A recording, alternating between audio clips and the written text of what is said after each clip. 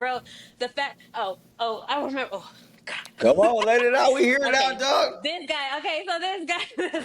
So this guy had doing my monthly counseling. This is where I just decided to fuck the army. What up, battle buddies? Welcome to the Combat Carl Show. Real vets, real talk, slightly inappropriate. I'm your host, Combat Carl, Army vet, and your favorite supply guy. On the show, we're gonna cover it all, from your first pair of boots to your final salute.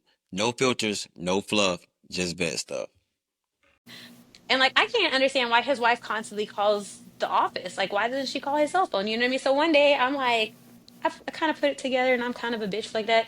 But I remember she called the office, and I was like, "Hello," and she said, "Oh, is my husband here?" And I said, "No, he's at the range." I said, "But why don't you call his cell phone?" And she said, "He has a cell phone." I said, "Of course he does. I issued him one." Holy Here's his phone number. guacamole, holy guacamole, holy guacamole, holy guacamole. Combat Carl Show, let's go.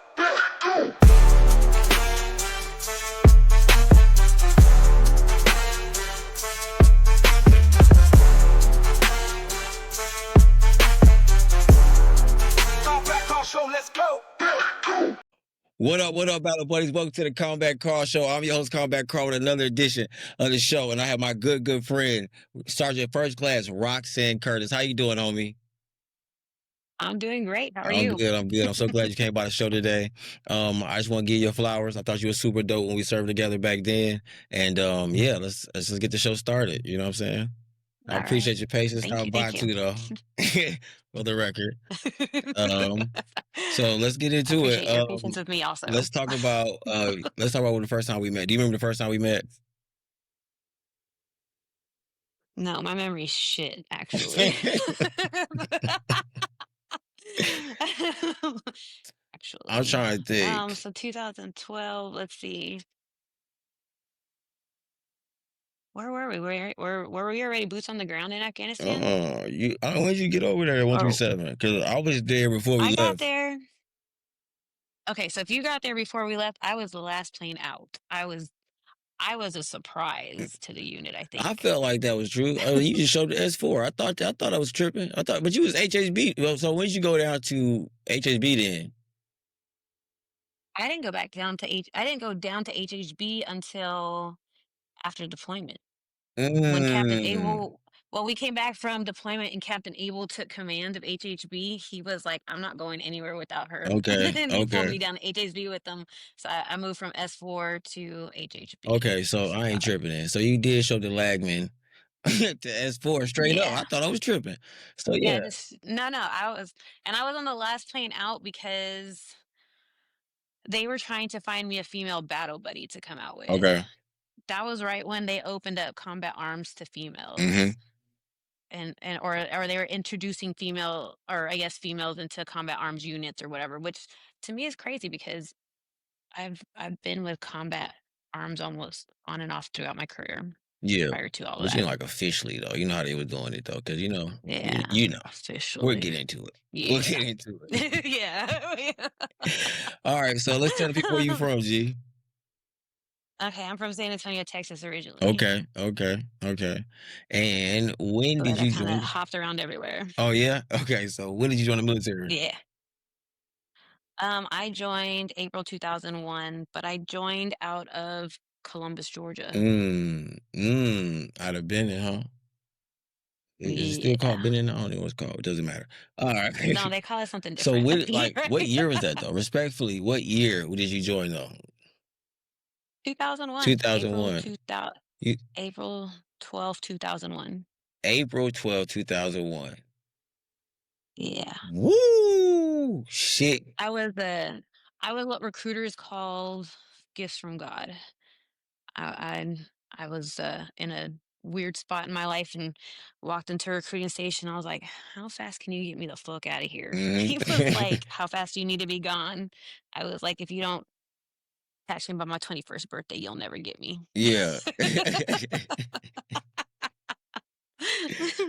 Okay. So how fast they got you out of there? I think it was about 2 weeks.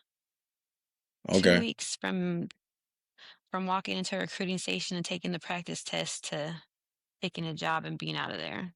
Okay. Let me ask you this then. So you joined in April. That means May, June, July, August, and then September 11th. Where were you when that happened? I was in San Antonio, Texas on hometown recruiting. Mm-hmm. Right. That after that little 2 weeks after all your basic and your AIT training and everything else that they give you. Yeah, September 11th happened. I woke up. I was woken up drunk. I was still drunk from the night before. And it was a surreal morning. It was very, very surreal between my grandmother woke me up and she was like, they bombed the Pentagon. And I was like, nobody's that fucking stupid, grandma. And she was like, no, no, it's on the TV. And then I was like, no. I was like, I'm going back to bed. I think I'm gonna throw up. Mm-hmm.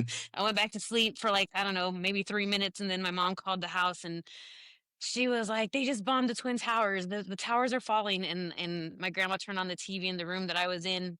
And I remember sitting up in bed being like, this is a terrible movie. This is like a terrible, like whatever's happening. I don't understand what's happening right now. Like I was drunk. I was after I watched the second tower fall, Mm-hmm. I remember thinking like, I don't know what to do now.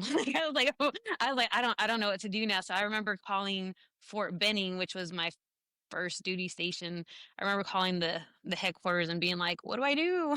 Do I need to come back early?" And the lady that answered the phone, I remember her telling me, she said, "Baby, if you're going to war, we'll deploy you when you get here. Enjoy your family for now. Report on your report date." I said, "Yes, ma'am." And I reported to Fort Benning, Georgia, September 20th. Mm. So so that time between September 11th to September 20th was just all plans and preparations, getting my whole world in order because I had my oldest daughter at the time. She was two Mm-hmm. and a half. So, it was a matter of like, well, I guess I can't take her with me. I don't know what's about to happen. My assumption was that I was going to deploy immediately because I was going to third ID. Mm-hmm. For sure. And, I went to third ID. We'll talk about third ID later. We'll talk about third ID later. All right. Okay. So growing up though, what did you want to be as a kid? I wanted to be a lawyer. Mm. I love to argue with people. I love being right. Right? And also too, like growing up, um, I think I was like a bully's bully. I kinda fucked with people who fucked with other people, like, because I think I was a sweet child. Mm-hmm. But maybe not. Other people might have different opinions. Mm-hmm.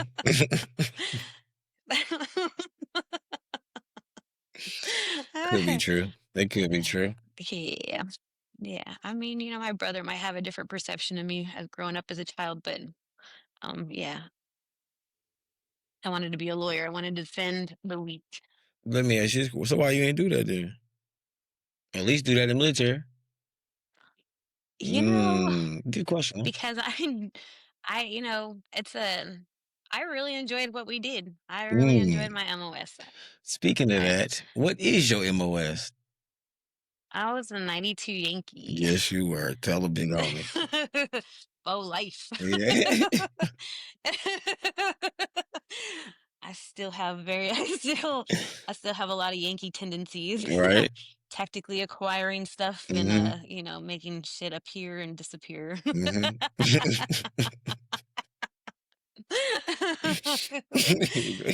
Yeah.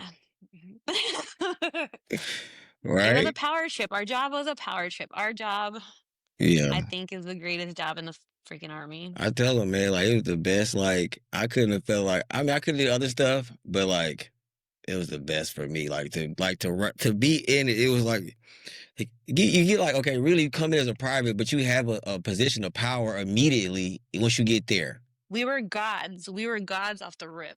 Like You couldn't, we you were couldn't gods off tell the me rip. shit. I Was tell like, people, you couldn't tell me shit. Oh, you want to tell me something? You need that box of pens, sir? Sorry, don't have I'm them. out. Just I'm clean out. out. I'm I'm out. out. I'm out of pens. So no, them Sorry. for first sergeant. Commander want those. I'm so sorry. You can't have those. Right, right. Like that's the commander's supply. Yeah.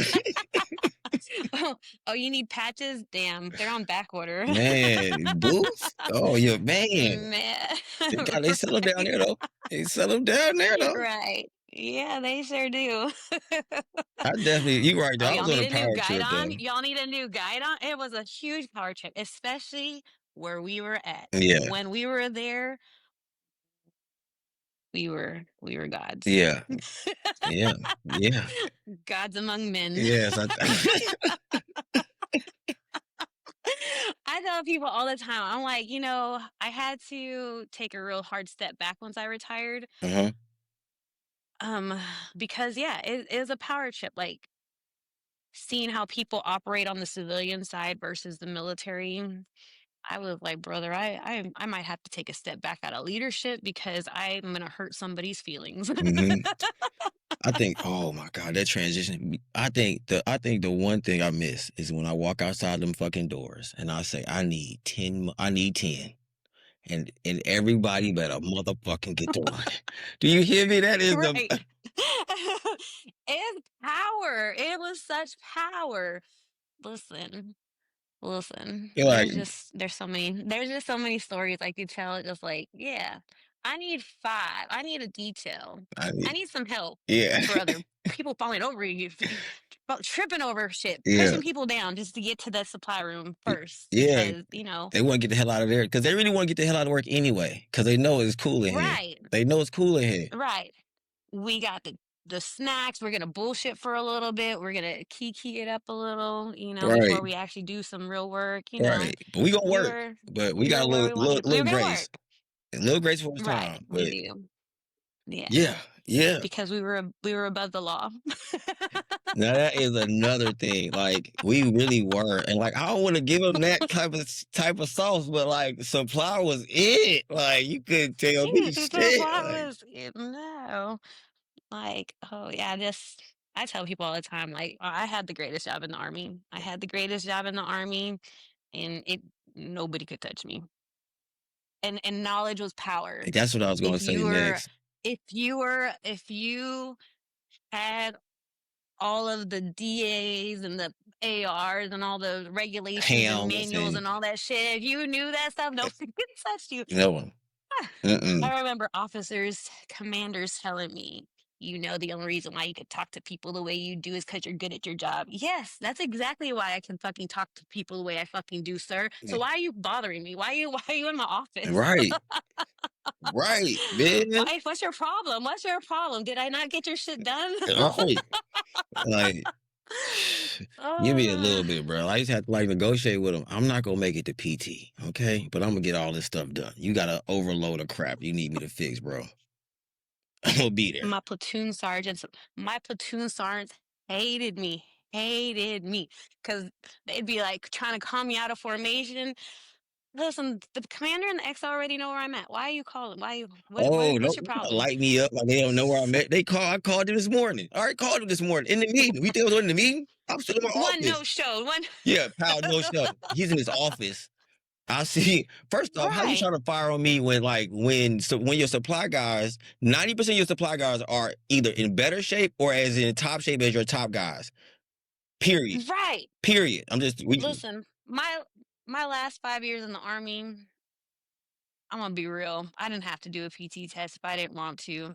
I did it for show, like just to show, listen, hey, I'm here, maybe about once a year, and I was still running circles around these men, these grown at these recruiters. These, yeah. I was like, brother, y'all can't touch my PT score. I'm fine. We're good. Yeah, yeah. I'm good.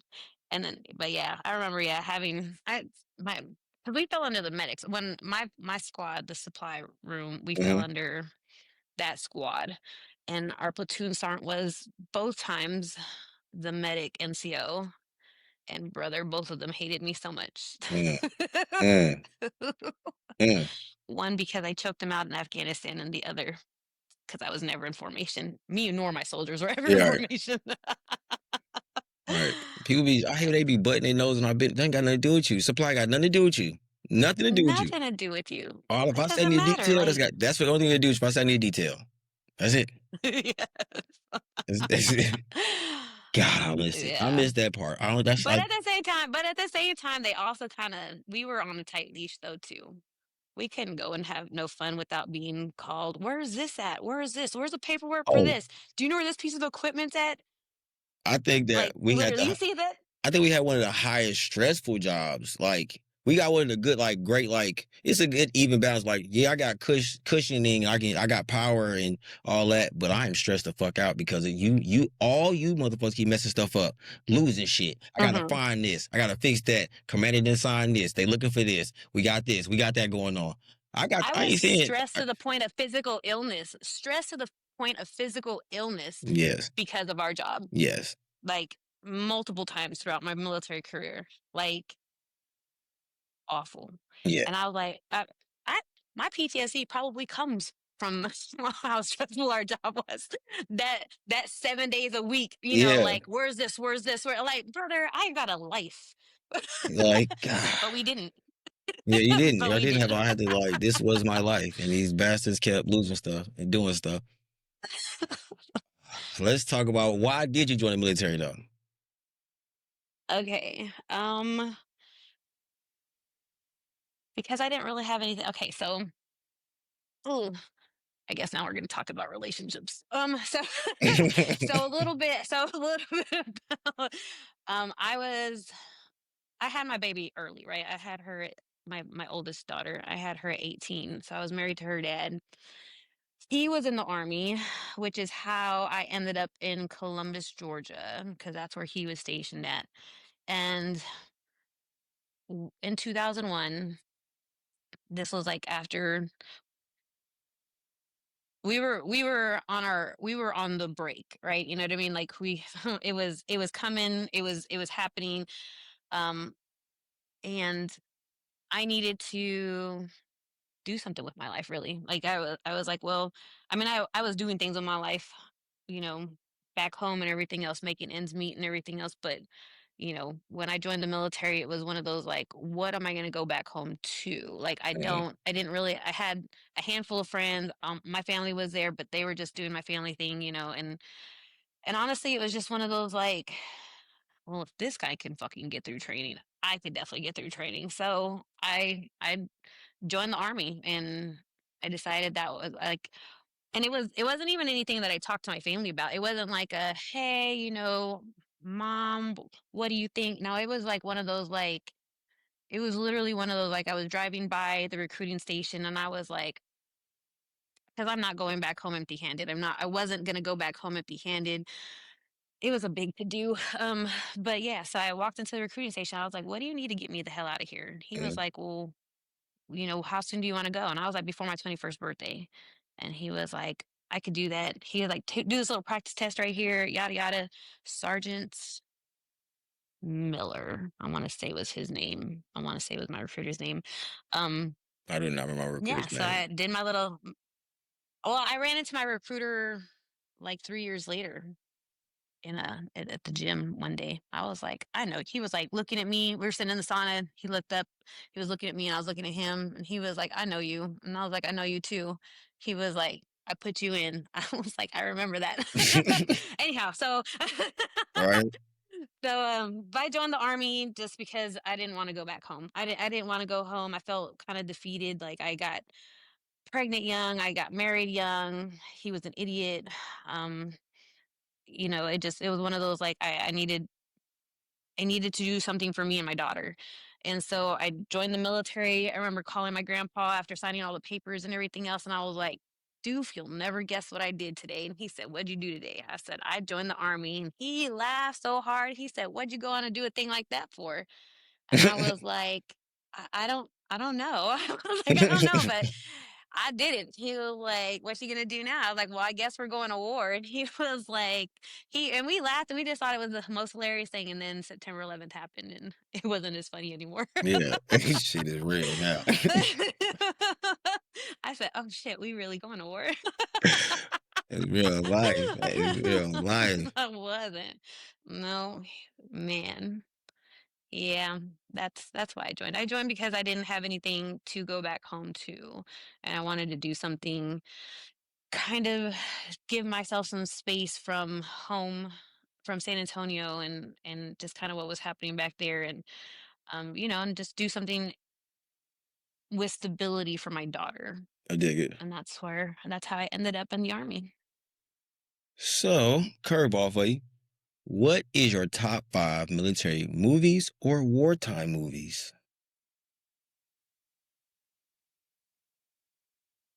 Damn it, I knew you were gonna ask me this. I told you it's coming. I know.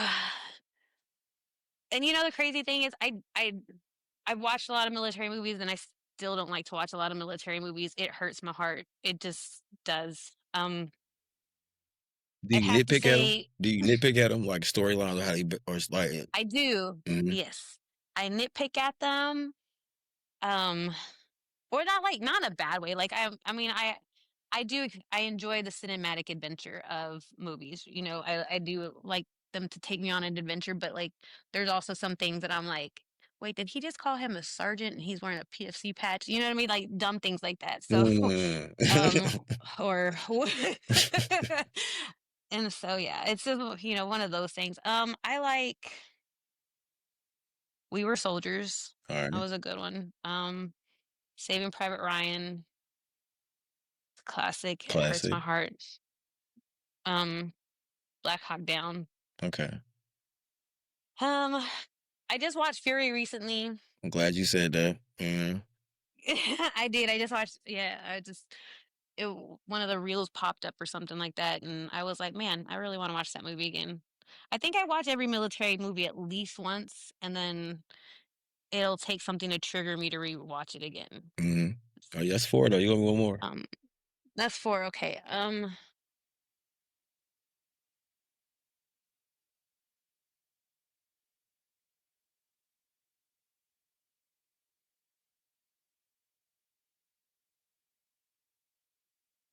Hold on, it's I coming. mean, It's coming. you got Pearl Harbor. You got I hated Pearl Harbor. I Why mean, did they make that a love story? I don't know. I mean, Why did somebody. they? I mean, some girls like it. That's why I do that there. I didn't know. Yeah, No, why, like you know, shit. if I really think about my military career, it was a terrible love story. Yeah. um, let's see what other military movie that just feels. Um, you know what? The Infinity Wars. The I'm gonna You take better. it to like Marvel. Okay. I will move on. Okay. Like, how much easier would war be if just half the every world just disappeared? Just it'd be I mean, dumb, we had but magical powers. Shit get different around here. Yeah, in fact, it I'm gonna would be ask you this different, question you then. know? If you had to forget it, then. If you had a superpower, what would it be?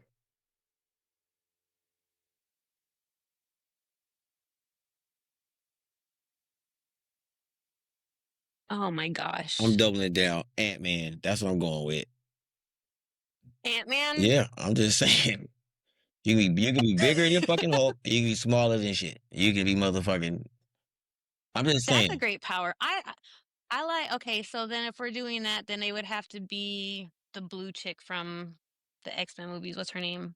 Mystique. Um, Mystique. They would have to be The Mystique. same. I would want to be able to change into every, and I mean that's kind of what we did in the military. We changed into whoever you needed us to be at that moment. That's, So I already have her superpowers. well, it's almost Halloween, champ. Keep that in mind. All righty, there you go. All righty. What was basic training like for you in 2001? Because this before the towers hit, so y'all was like, couldn't have been like trippy yet. You know what I'm saying? So do tell. Okay, well, the shark attack, getting off the bus. Like I think, okay, I think I was mentally prepared. I turned 21 in reception, like the day that we got our BCGs and our shots and everything else. I turned Yeah. 21, so I was already, I don't know what, 3 4 years older than most kids in there. Right. Especially like at the in the April time frame. It's like a lot of high school kids, so I had like the age range was between like 18 and 20 or seven, even 17, Yeah.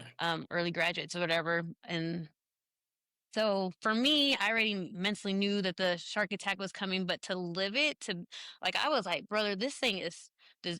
I didn't realize that we were gonna have to be carrying our bags on our laps and everything else. Like, but like for the yelling aspect, I'm Hispanic from San Antonio. We're all out in my family. Like that's so, like yelling in my face is not gonna hurt my feelings. But Hmm. like the panic, the sheer panic of Yeah. everybody else freaking out and panicking, like that was where I was like, just stay invisible, stay invisible. But that's not my strong suit at all. Like invisibility is not my strong suit. I remember getting the dog shit smoked out of us like for the first time ever in my life. And I remember I couldn't stop laughing, just like my nerves, just the giggle Hmm. started to erupt out of my throat, and I was getting smoked. I remember having three drill sergeants like standing over me while I'm like in the front leaning rest position, like sweat dripping in a way that I've never sweat before in my fucking life. Like it's South Carolina. It's Fort Jackson, South Carolina. It's hot as fuck.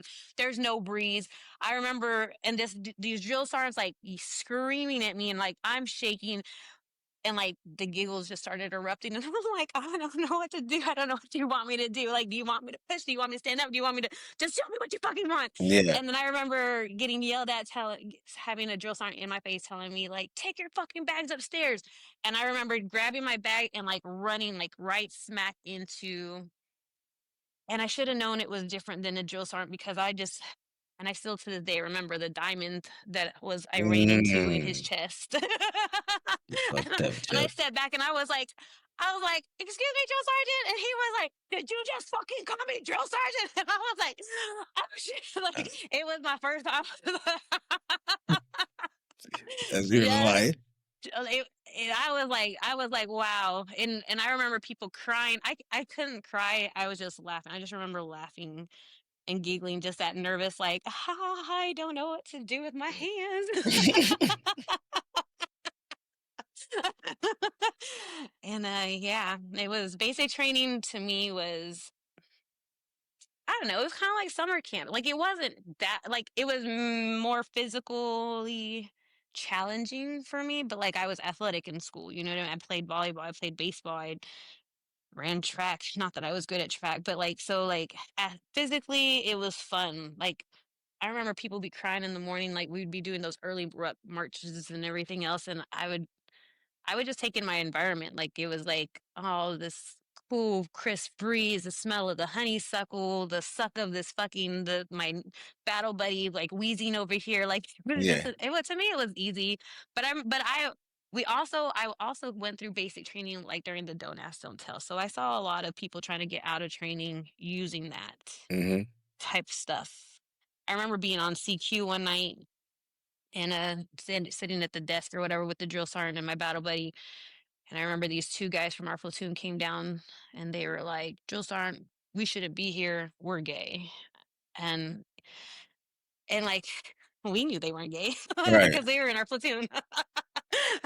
So, me and my battle buddy sat back and we were like watching what's happening with drill sergeant. I remember he like literally like sat back in his chair and put his feet up on the CQ desk, and he was like, y'all are gay, huh? And the guys are like, yeah, we're gay, drill sergeant. He was like, let me see y'all kiss. And they looked at each other, and one was about it. One was he was ready to do it for his girlfriend. He was about to suck that guy's face, and other guy looked at him and he was like, it's not even fucking worth it, bro. And he went to back to bed. And he was like, nah, bro. Like he said it's one thing saying that I'm gay, but actually doing something, like it was funny. Like they went back to bed. They finished training with us though. They both of them did. Mm, okay, okay. Yeah, you really ain't playing chicken, It, man. Okay. oh, we were, yeah, That's, that was, oh, this is but gonna get basic training weird. was fun back in the day. Cause like we still had, I mean, I don't know. When did you come in? I went in 2007. Okay. So after, I don't know how hard we had. We beat people up in basic training. Yeah, I mean, I'm in Maybe the not first hit, class but where like they had like extended the basic and added the combative shit. It was like mandatory. Everybody had to do combatives in basic and shit. So we stayed the extra okay. week and some change so they can implement that in the fucking in basic.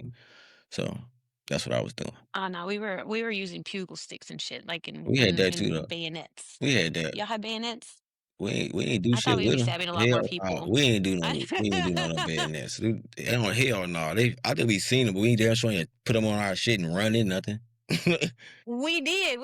So that's how old I am that we Like put you bayonets telling on me you put the our bayonet on top of the M16s. M16 and ran your ass through the woods M16, like not even an M4, M16, this big ass thing. This, I used to have to like, in order to fire my M16, I used to have to lie in an L-shaped position, almost a 90-degree position, in order to.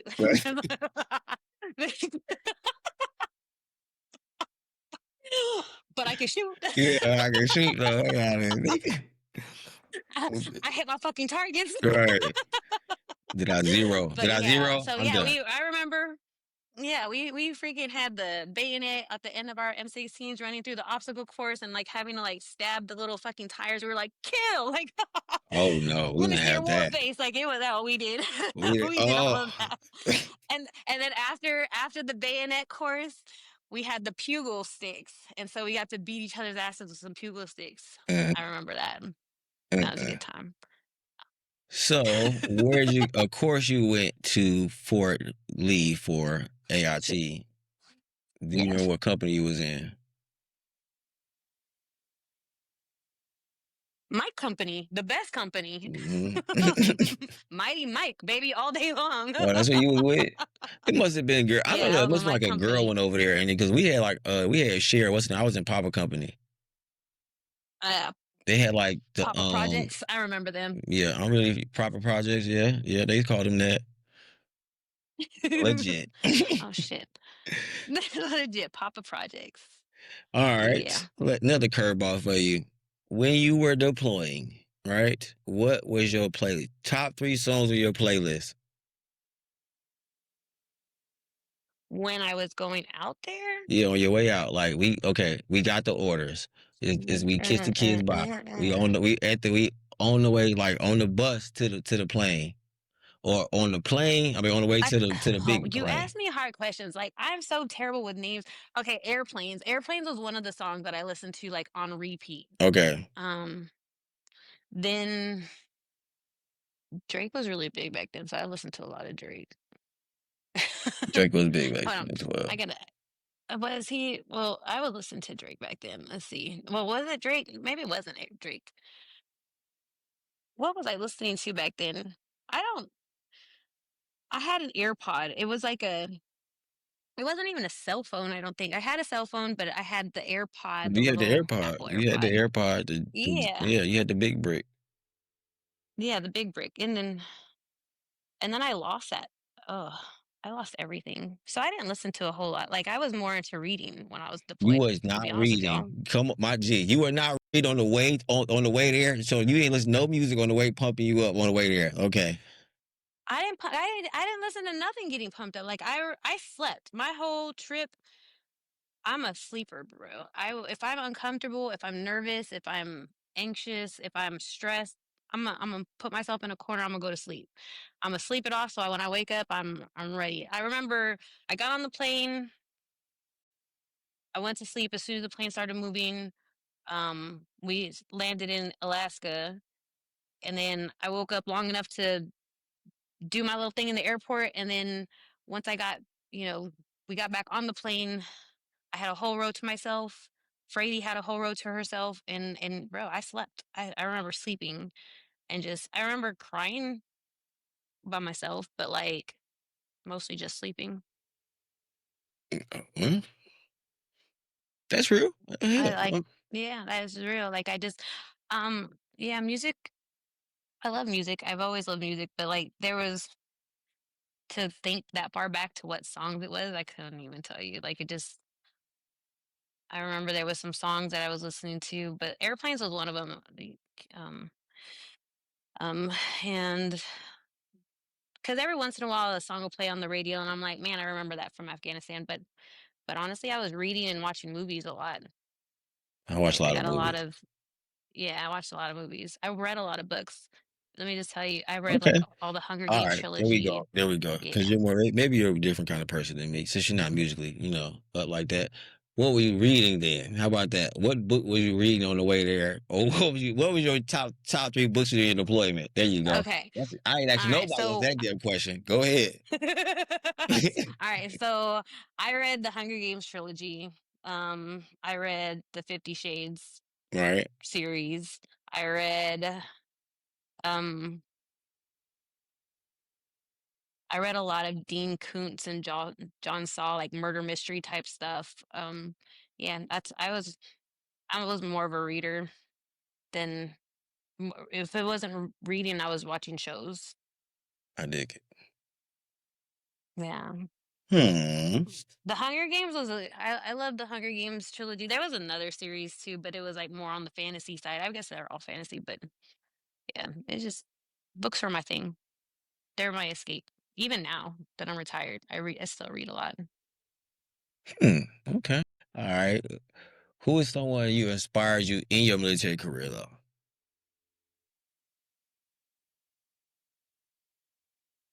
I have a couple people.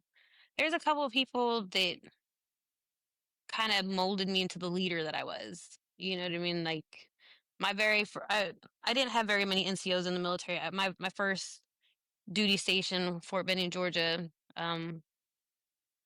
My Staff Sergeant Erica Brinker Hmm. was the first NCO that I ever had, and she was probably the only NCO that truly NCO'd me, like truly understood what leadership meant, truly took me under her wing, and truly like showed me the way. It's like that. She was one of the most frustrating, but also educational women that I ever met, and she had went warrant officer.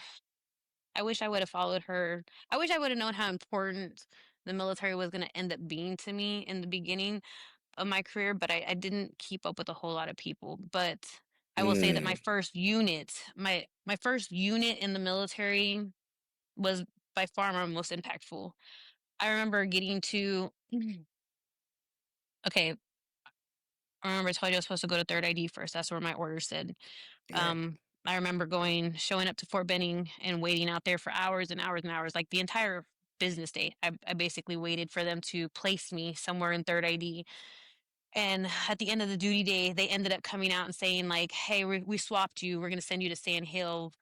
And said, we're swapping you for an NCO from Sand Hill. And I said, okay, so where's Sand Hill at? And I didn't realize that I was going to be in TRADOC. I didn't realize that I was going to start. I went from basic training to AIT back to a basic training unit. So I couldn't get away from fucking drill sergeants. I couldn't get away from the fucking hat at all. Oh, But that's different. it's so That's different. that's But different. being dri- being a trainee on that side, the opposite side of the drill sergeants versus being cadre behind the drill sergeants, like is completely different night and day. So I went to my first unit, first of the 50th Infantry Basic Training Unit on Sand Hill, Fort Benning, Georgia. Um, and my NCO came and picked me up from brigade, and she looked at me and she said, "Oh no." And I said, "Oh what?" She Mhm. said, "We got a problem." And I was like, "Okay." And I was like, "What's the problem?" She said, "No, it's not your problem. It's our problem, but we're going to handle this." I said, "Okay." So we get down to, she takes me down to, from brigade down to battalion. And I remember her walking me to the battalion XO's office. She knocked on the door. She said, "Sir, I've got our new soldier and we got a problem." He said, "What's the problem?" And she said, "Come on in." And I walked in. He said, "Oh no." And I was Mhm. like, "What the fuck? What's happening?" And he was like, he looked at me. He said, "Oh, you're too cute to be here." He said, "Don't let her out of your sight." And so she didn't. So for my first year in Fort Benning, Georgia, I was in the S4. So I started off my career in S4 as a clerk. It was my staff sergeant, a corporal, and myself. Um, and she taught me the ways, and Major Enlow taught me the ways. He told me, straight up, he was like, "Listen, you're cute." He said, "So we're going to train you how to be a killer." And I can honestly tell you that the S3, all the NCOs in the S3 did all of their part to ensure that I was a killer. That I knew my regulations because of Staff Sergeant Brinker. I knew how to shoot because of, Sergeant First Class Cook. Master Sergeant Edwards made sure that he always coordinated for me to go out and do land. Now, there wasn't anything that some infantry soldier couldn't do, at least in the basic ways, that I couldn't do with expertise. And that's what they made sure. So my first duty station, Fort Benning, Georgia, there are some people like Drill Sergeant Arnett. That's my man right there. One of the very first drill sergeants I ever in processed into that unit. He was the scariest looking dude I'd ever seen in my whole life. He had just come from deployment. I remember seeing his like shadow silhouette in the doorway with his big round drill sergeant hat on and this like gnarly ass scar that he had gotten. It was like fresh still. And he walked in and he was like, I'm here to in process. And he just had the biggest Colgated smile ever and intimidating as fuck.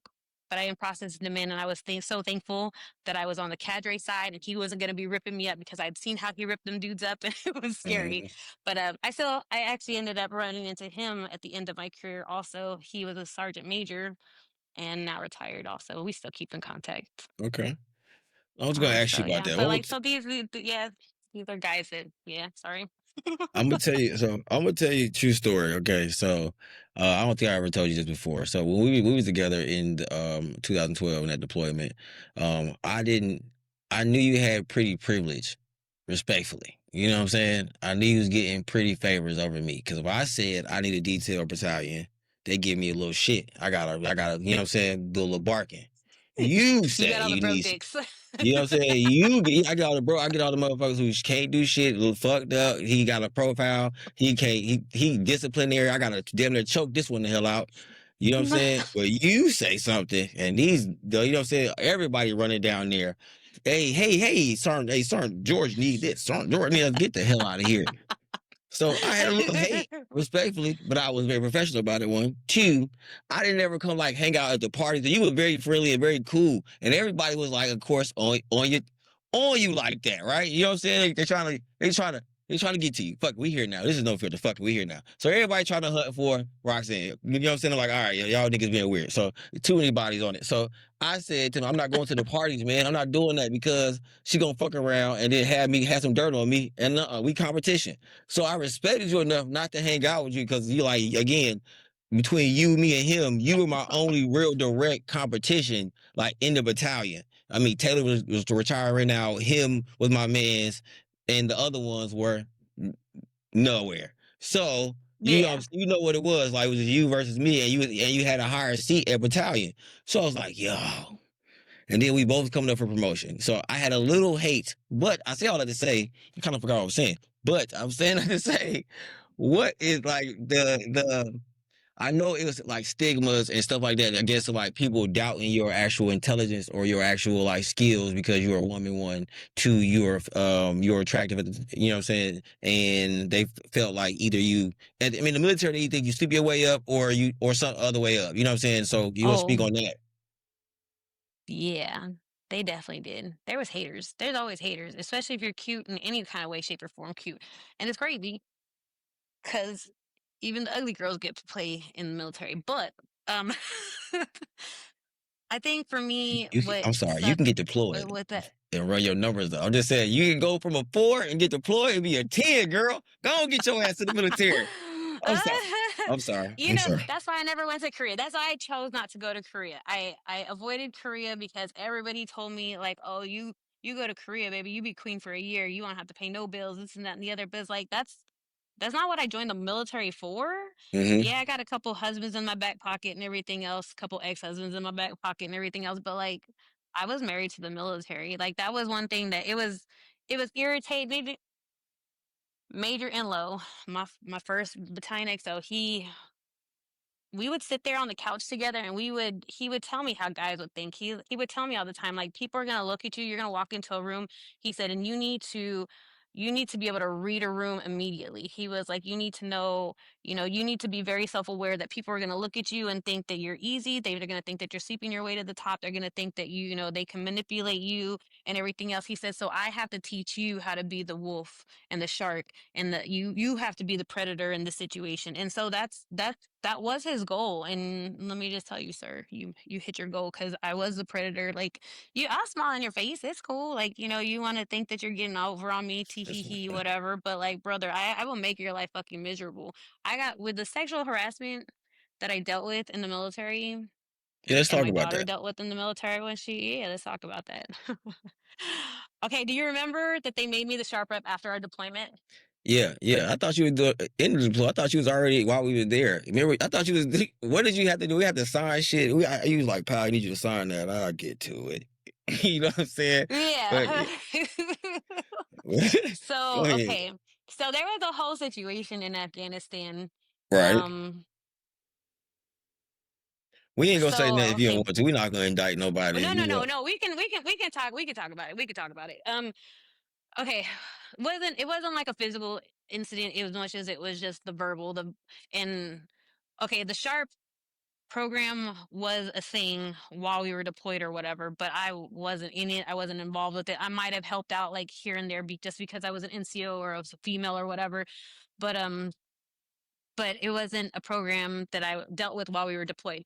Right. But while we were deployed, you know how they had like, karaoke nights and Latin nights and techno nights and whatever nights in the DFAC or whatever. Hmm. One night, me and Frady, my battle buddy, we went to Latin night and we were having a good old time, just decompressing, whatever, dancing, having a good old time. Well, this E4, I was an E5 at the time. Hmm. I got promoted to E6 in Afghanistan. Right. Um, I remember. so Not, this, not hating, but I yeah, remember. yeah. Yeah, I remember. You remember? So I got. So anyhow, this little fucking E4. What I danced with him a couple times, whatever. Like, we're in PTs, bro. Like, it's just for funsies. Anyhow, this guy went and took it too serious. Thought we were gonna hook up or something. And when I shot him down, um, he went back and started spreading rumors, right? So I had another NCO from another whole other unit. Like, this kid wasn't even in our unit. He was in a whole other unit. Okay. So I had an NCO from this other unit come walk across the fob to come tell me, like, hey, this kid is like, what happened between you and this kid? And I was like, nothing happened. Like, we had a couple dances, and then I let him walk us back to the tent or whatever. But like, my battle buddy was with me, you know what I mean? Like, nothing happened. We talked, we chit chatted, but like nothing happened. And he was like, oh, well, he's going around telling everybody shit happened, da da da. And he's talking to first sergeant first class, and another, so, and I was like, and they're not stopping him. And he was like, no. He said, I had to step in and, like, wait, who are we talking about here? He said, and I know your reputation. He was like, so no, like, he said, so I stopped it. He said, but just so you know, this E4 is talking to senior NCOs about you and what he did with you and yada yada. And I was like, I said, doesn't this motherfucker not know that we got loaded weapons here? So like, brother, the way I grabbed my shit and started beelining, like, you remember a little bit, maybe I was a little bit hot tempered, Right. a little bit on the hot headed side. Yeah, I was ready to cram my fucking barrel down this guy's throat for talking about me. And I got to the crossroads between where I could go left and go talk to my company commander, or I could go straight and go talk to his fucking company commander. And I was like, you know what? I'm gonna try to do the right thing, and I'm gonna try to let my chain of command do what they're supposed to do. And I went in there and I told my commander what had happened, and Captain Wayland, Hmm. he ranted and raved, and I have daughters, and that's fucked up, and da da da da, and this and that and the other, and yada yada. And let me just tell you, nothing fucking happened. Not a fucking thing happened. Not that soldier, not that fucking first sergeant, not that sergeant first class. No, nothing. No slap on the wrist. No, I don't even think that Captain Wayland called them to fucking to assess or handle the situation or anything like that. Like, I just knew that after that I was dubbed the bitch for snitching or whatever, and I was like, whatever. I don't give a fuck. Like, you're just mad because you couldn't fuck. Um, so, um, so yeah. So when we came back from deployment and everything else, Colonel Crooks pulled me into the office and was like, "I really want you to be the NCO of this program, yada yada." And I was like, "Sir, I don't fucking believe in this program. Like, I think that this is the dumbest check the block that the army could have come up with. I don't believe in it." And he was like, "And that's why it has to be you." And I was like, "Sir," so I was voluntold to go to sharp class. And when they asked, they had us like, I don't know, 30, 40 people in this fucking class, and they were like, "Who was voluntold to be here?" Or who want us to be here? Who wants to be part of the solution? And you had half the class raise their hand, and they were like, "Who was voluntold?" I was like, because I don't fucking believe that it's gonna fucking work. Like I don't see enough NCOs that give a fuck. And so anyhow, I went through the training, yada yada yada, and then once I got put in charge of the Sharp program, and my tenacity and my attitude kind of helped that program kickstart because, like, listen, I had sergeant first classes that would see me coming with that sharp packet, and I'd be like, "Hey, it's time to do our training," da, da, da, da, da," and they'd be like, "Fuck, bro, why do you have to mess with me?" Sergeant McDaniels, he hated to see me coming, but whether it was supply or sharp shit, he didn't like, "Bro, I hate to see you coming. Anytime you come in and bitch me out for some fucking reason," and I'm like, "Listen, this is," but while I was there, I feel like we had a pretty decent battalion. A lot of people got in trouble that those locker room fucking games. Like, I Mhm. didn't. I had a lot of guy. Like, I was actually really surprised how much guy on guy shit that I was gonna have to deal with. Once I was a sharp rep, the female stuff Ooh, that's it. that I Hold had on. to Let's deal pause with. that for a second. Let's focus on that. Let's focus on that because I tell people shit be happening. These dudes be raping dudes. Real shit Dudes be be raping violating dudes. these dudes. Like, right. Like, why would you think that it's okay to put your balls on a sleeping man's face? Why would you think it's okay to fucking grab another man's junk like that? Would you do that in front of your family members?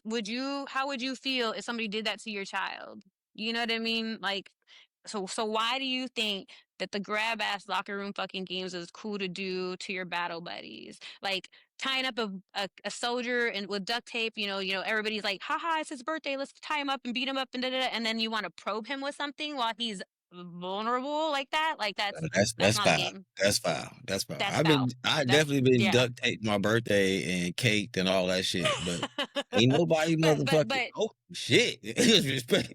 I'm gonna but cut that. but those but the poor guys that like are like the new guys and everything else that are being hazed and shit like that shit really does happen in the military, and guys like to act like that shit don't happen. Like, nah, y'all, some of y'all's brothers to your left and your right are low key waiting for the opportunity to assault you in some way, shape, or form. Whether they go, you know what I mean? Like, yeah. it's shitty. People are shitty, and people in that type of environment get shittier.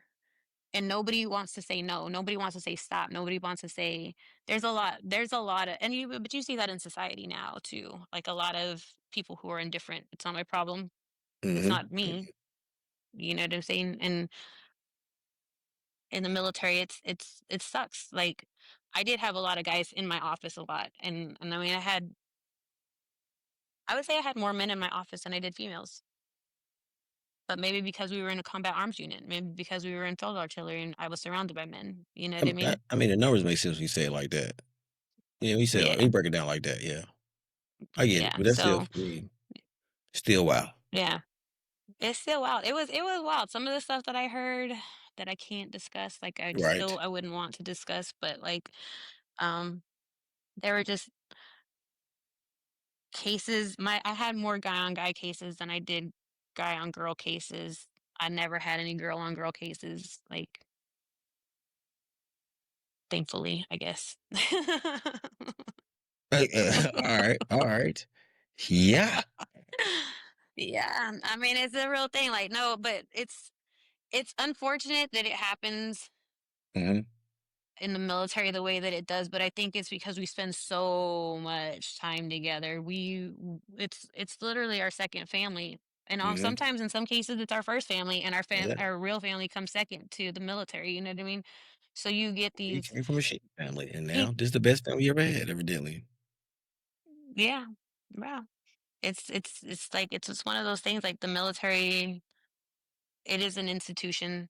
Um but it's an institution that, I still love it, even for all its downfalls and everything else. It is still something that gave me a future and my kids a future, and it's it's good and bad. It's got its pros and cons, but the same thing as, civilian world. Oh, but let me just tell you, the sexual harassment training that we did in the military Hmm. versus what we get in the civilian world, night and day. Like, we had, where I work now, Hmm. we had sexual harassment training, and the only thing they did was talk about, so, sexual harassment is bad in the workplace, guys, just not do it, da, da, da, da. And that was it. And I was like, that was it. We don't get no slideshow. We don't get no like examples, no like what is pressing, like what is, you Hmm. know, like what is right and what's like nothing. Like, we break our shit down in the military for our soldiers dummy style, like consent, like, like the whole, what do you do? Like, it just, but people in the civilian world, like, it's just a check the block. Ugh, I hate to say that, but it's Yeah. true. My daughter dealt with it too when she joined the military, Let's and talk about that. I Let's talk hate about that. that. I was gonna circle that in. So the proud day you did 20 years in the service, retired, and your baby, your eldest, right? She joined the military. So what was that like for you as you know what I'm saying, Mama Bear at that time? I hated that. It was love hate. It was love hate. It was love hate. Hmm. Because in my head, I just did 20 years so that you don't have to do this. You know what I Yeah. mean? I sacrificed, and to be honest with you, I think it was an eye opener for her.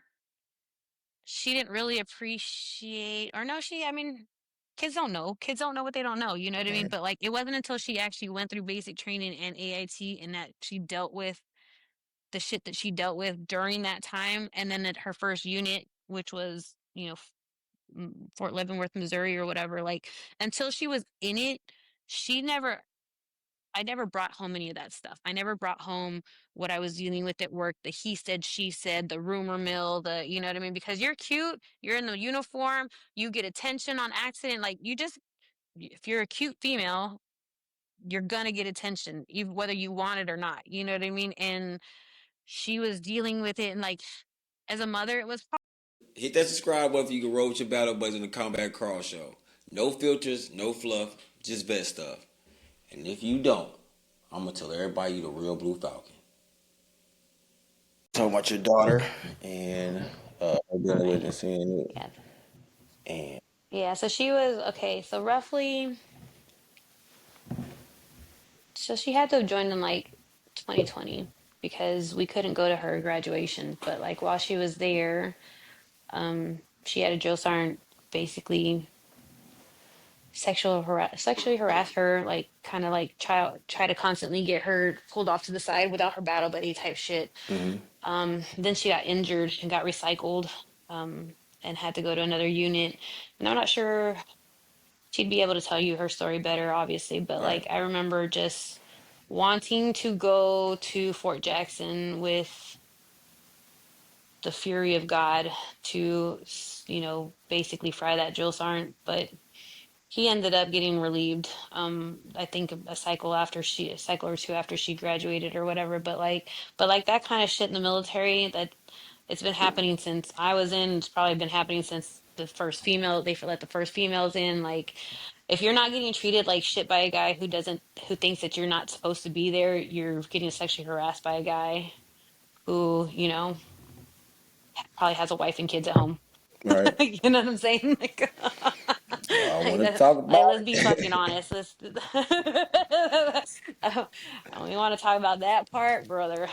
Yeah, and then when my daughter got to her unit, also like the same bullshit. Like, you have, instead of having female NCOs that understand, like, that they went through that same process. Like, I don't think that there's not going to I don't know if you're going to ever talk to any female in the military that says that they were never ever sexually harassed by somebody at some point in their military career. Like, you know what I mean? Like, somebody at some point would try every female almost, but I mean, or at least, I don't know. That's just my opinion. But it was hard to explain to Ari, my daughter, that, like, listen, this is it. I'd hate to say that it's part of life, but it's also like, you just have to put up those boundaries. You have to put up those walls. You have to I'm like, brother, the way I have these 11 lines right here, it was because like half the time I was in the military, I was scowling at everybody because like I don't want you to come fucking talk to me. Like if I don't need to talk to you, I don't want to talk to you. You know what I'm saying? So, Mm-hmm. That's real shit. but it's real. Like especially in Afghanistan, you know what I mean? In Afghanistan, like I did walk around like kind of like scowling all the time, like don't fucking talk to me. I'm just trying to get to where I'm fucking going because the rumor mill was big. Like if you hung out with anybody, if you went to go play cards with somebody in a dark corner or something like that, y'all are fucking. Yep. If Oh, y'all sat down in the defect together to have y'all are fucking. Like don't everybody was work fucking out with a everybody, and it's like motherfucker. okay, I worked like out with a don't yeah, couple don't work motherfuckers. out with a motherfucker. Oh, y'all together. What? I don't know, y'all. Yeah, I know it was so crazy. I'm like, brother, you know, and I get it. Like I get it. When there's a will, there's a way, and dogs will be dogs. I 100% get it. But it's not always like that. You know what I mean? It's not always for the sometimes people cause problems that there ain't got to be no problems. But um, yeah, I dealt with that a lot in Afghanistan. Rumors. Oh, she's talking to that civilian guy and da da da da. Well, I talk to everybody because I got to coordinate with everybody. And to be honest with you, knowledge is power. You got to know who has what, who has access to this, who has access to that. I knew the guy with the freaking keys to the whole fucking fob. Like, you know what I mean? Like, you got to be able to make things happen. And that was our job. Well, our job was to make things happen. And, you know, sometimes you had to use what God gave you Very true. before he took it away.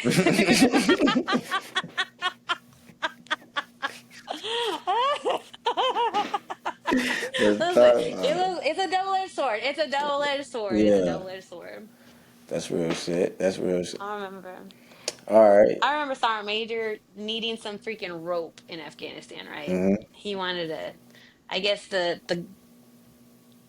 flagpole rope was fraying, and he wanted a new rope, and this and that and the other. And like, I don't know why Sergeant Major hated me the way he hated me, but he just saw me as a problem. Like he just knew I was a You problem. talking about? We He gonna say didn't his want me in name? You his gonna say fucking his name? We formation. talking about the one we talked about last time? You talking about that dude? You talking about him?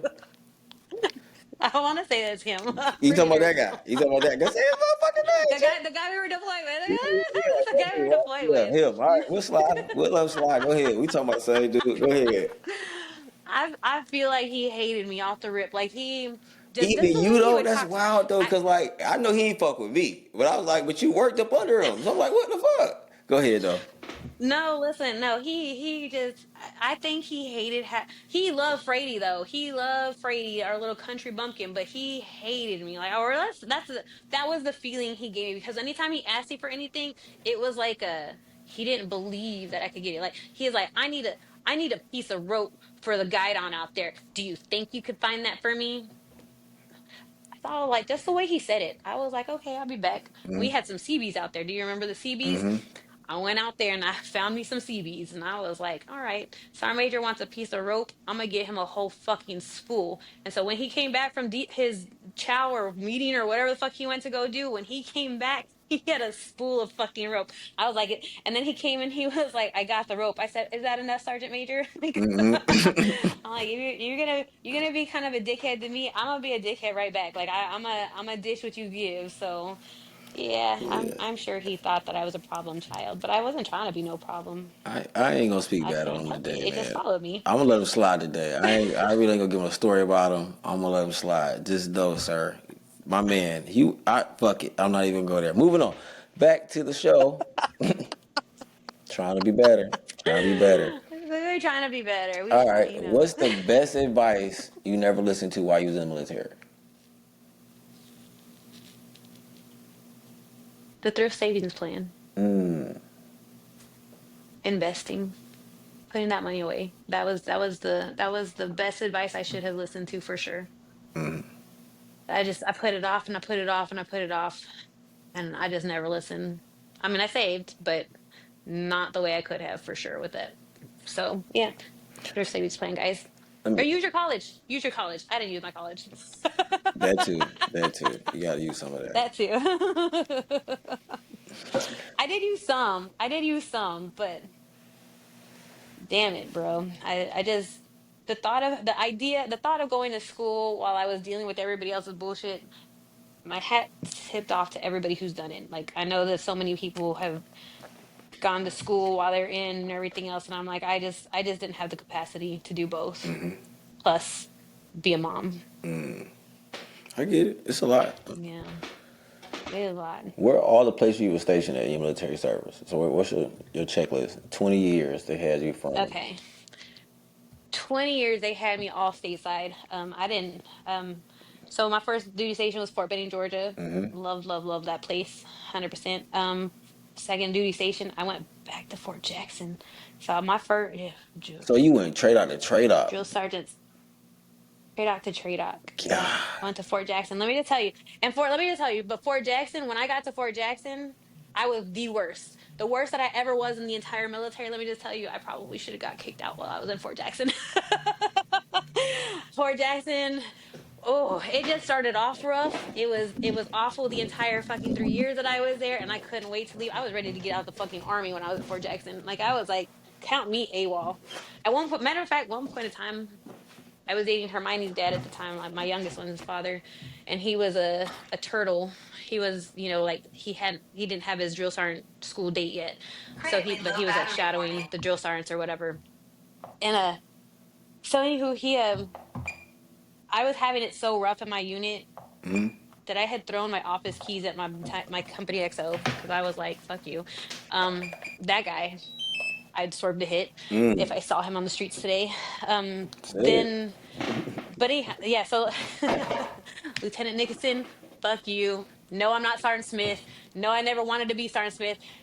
I don't know if you were fucking Sergeant Smith, but I don't give a fuck. Like, and that was back from old S4 days, baby. Like, fuck that shit. Like, bro, the fact. Oh, I remember. Oh, Come God. on, let it out. We hear it out, Okay, dog. this guy. Okay, so this guy had doing my monthly counseling. This is where I just decided to fuck the army. We're doing my initial counseling. I had come from one company to another to his company because his supply sergeant Smith left, right? And I didn't know her for very long. She seemed cool enough to me, whatever, but she left. We're doing our counseling, whatever, yada yada. He doesn't like anything about me. He doesn't like what he heard about me from the last unit, which the last unit, like, fuck that unit too, because that's another dude, that company commander. I just swerved to hit that guy too. That whole Fort Jackson, we might need a whole other chapter, a whole other podcast. Anyhow, so this guy was like counseling me, telling me like, calling me Sergeant Smith's name. Oh wait, you could never be her. Like that's literally what he said to me. And I was like, I don't, sir. And I told him, I was like, sir, I don't know if you were fucking Sergeant Smith or what, but like, let me just do my thing here. And he was like, this is my supply room and da da da and da. I was like, oh, this is your supply room. Well, here. And I fucking threw the keys at him and I left. I was like, y'all about to not see me ever. I went from running PT, doing their linen count, being there all day, every day. I was certified on all their fucking ranges and everything. I was involved. And to go from all of that to like not showing up to work, I remember that was the last time I showed up to work for like, I don't know. I would it was bad. So anyhow, so Hermione's dad was like, we're dating. We both in the army, we're both in the same battalion, different companies. I remember he would get up in the morning to go to PT and he'd be like, hey, you gonna go to PT? And I'd be like, no. So he'd get up, he'd go to PT, he'd come home from PT, shower, I'd still be in bed. He'd be like, hey, you gonna go to work? No. He'd be like, okay. He called me at lunch. What are you doing? Getting out of bed? He'd be like, God damn. He said, you going to work? I was like, well, they're at the range at this time. I'll pop in sometime. I would literally show up to the office, put the shit in the drill sergeant's wall lockers that they needed for like their next day or whatever, like put their supplies in there Yeah. and then dip. They didn't see me for days. They didn't see me for at one point in time. At one point in time, AWOL was talked about. FTR was a little bit talked about, and finally they frocked one of the drill sergeants that kind of knew the situation or whatever, and they frocked him, the first sergeant, and so he came to my house and he was like, Roxy, please, please, please come back to work. I was like, I'm not gonna deal with the company commander. I'm not gonna deal with the company XO. Like, I don't want to talk to those people. He said, you'll report to me and only me. Just please come back to work. I said, okay. I showed up to next morning. I fucking did linen count. I ran B group fucking on the run. Like, you know what I mean? Like with the soldiers, I was there at like 8:50, in my office, this and that and the other. Like I went to go sit down in First Sergeant's office, and I was like doing my work or whatever. Like literally, the commander would be like, at the time I was what Cabrera. He'd be like, "Hey, Specialist Cabrera, did you do this today?" And I would like not say a word. And I would like look up at the first sergeant, and he'd look at me, and he'd be like, "The commander wants to know if you got this for this range today." And I'd be like, "Let him know yes." Ah. Even in the same room, I was like, I am not speaking to this man directly. Like, will not do it. And my first 10 years in the military, it was a lot of trial and error. Mm-hmm. But Fort Jackson was just one of those places that I loathe the army. And that first sergeant, he told me, he was like, give the army one more shot, just one more shot. He's like, don't let Fort Jackson ruin it for you. He was like, the army is a great place, just please, please, please. And I was like, y'all can send me back to Fort Benning. Like I would do Fort Benning for the rest of my whole time fucking career. And he was like, no, no, no, just go into the army, go into the world. And I was like, okay. So my next duty station after Fort Jackson was Fort Carson. Um, and Fort Carson is actually the shortest duty station that I ever had, just due to I reenlisted to get there and then I reenlisted to leave. So it was one of those things. I had my last daughter there, my youngest daughter, and then I had Fort Hood, which Fort Hood was probably the beginning of the bright side of my career. Mm-hmm. Between being supply at HHB Second Chemical Battalion, to 181 chemical, and then to being a combatives, you know, at the combatives fight house for a year. Like Fort Hood gave me a lot of tools necessary to make it in the military. And then when I got to Fort Lewis, I was actually on the last plane out to just meet y'all in Afghanistan, and that's where you and I come into play in 2012. And then from Fort Lewis, I came here to Tampa, and I retired here at a Tampa recruiting battalion. Mm. And you retired out of there, huh? Yeah, That's all right. retired and stayed because I'm in the retirement capital in the world of the world. Yeah, I mean, the weather's good, you know what I'm saying? The houses are nice, little spaces, Sunshine. sidewalks, the dogs. I'm done. Tampa's nice, y'all. Weather. That was nice. Come visit. Come visit. Yeah. So, yeah, that's real shit. I mean, I'm gonna say something with Fort Jackson. I think definitely Fort Jackson was the end of my career because it just wasn't for me once I left. Like I coming from active, you know what I'm saying, mechanized and stuff, and then going there, I had the shitty commands there. I hated Fort Jackson. I mean, I had good drills I was working Fort with, but like Jackson. it was just the end of my career. I couldn't take it no more. That was it. So, and Yeah. I Fort re-enlisted to go there. Jackson. So that's what pissed me off. Like I re-enlisted to go there. So I mean, it was gonna be have to work. It was couldn't do no more. No mas. You got it. You got it. Mm-hmm. So I mean, we That's might how do. I I felt might do about a it. whole Like, saga about how Fort Jackson ruined good soldiers' careers. good NCO. Good, yeah, good soldiers' careers, because like really and truly, like, why is it so toxic there? Why is it so bad there? I mean, Fort Okay, you would think that Fort Benning, home of the infantry with the female, that I would have more sexual harassment issues there. Right. But nah, like infantry dudes are afraid to talk to females. I love that. I love Mm-hmm. that. Like they drill it into your head, I guess there, not to talk to females and this and that and the other. But at Fort Jackson, it was like a fucking frenzy. Like, and I remember telling my family, like, if this is the co-ed army, I don't want to have nothing to do with it. Like, I don't like dealing with the females, like catty ass females. Like, I'm sorry, I didn't know y'all were fucking. Like, you know what I mean? Like, Real shit. I'm sorry that I'm sorry that you're fucking a married man, and this married man is coming into my office to ask me for supplies, but now I'm the fucking bitch. Like, that's crazy. um Fort Jackson was the first time I ever dealt with real true sexual harassment, like bona fide. Like, this man, I had a company commander. He met me. I came, I showed up, I signed into my unit, did my little TDY, my little, to get my 2 weeks TDY to get my house straight or whatever.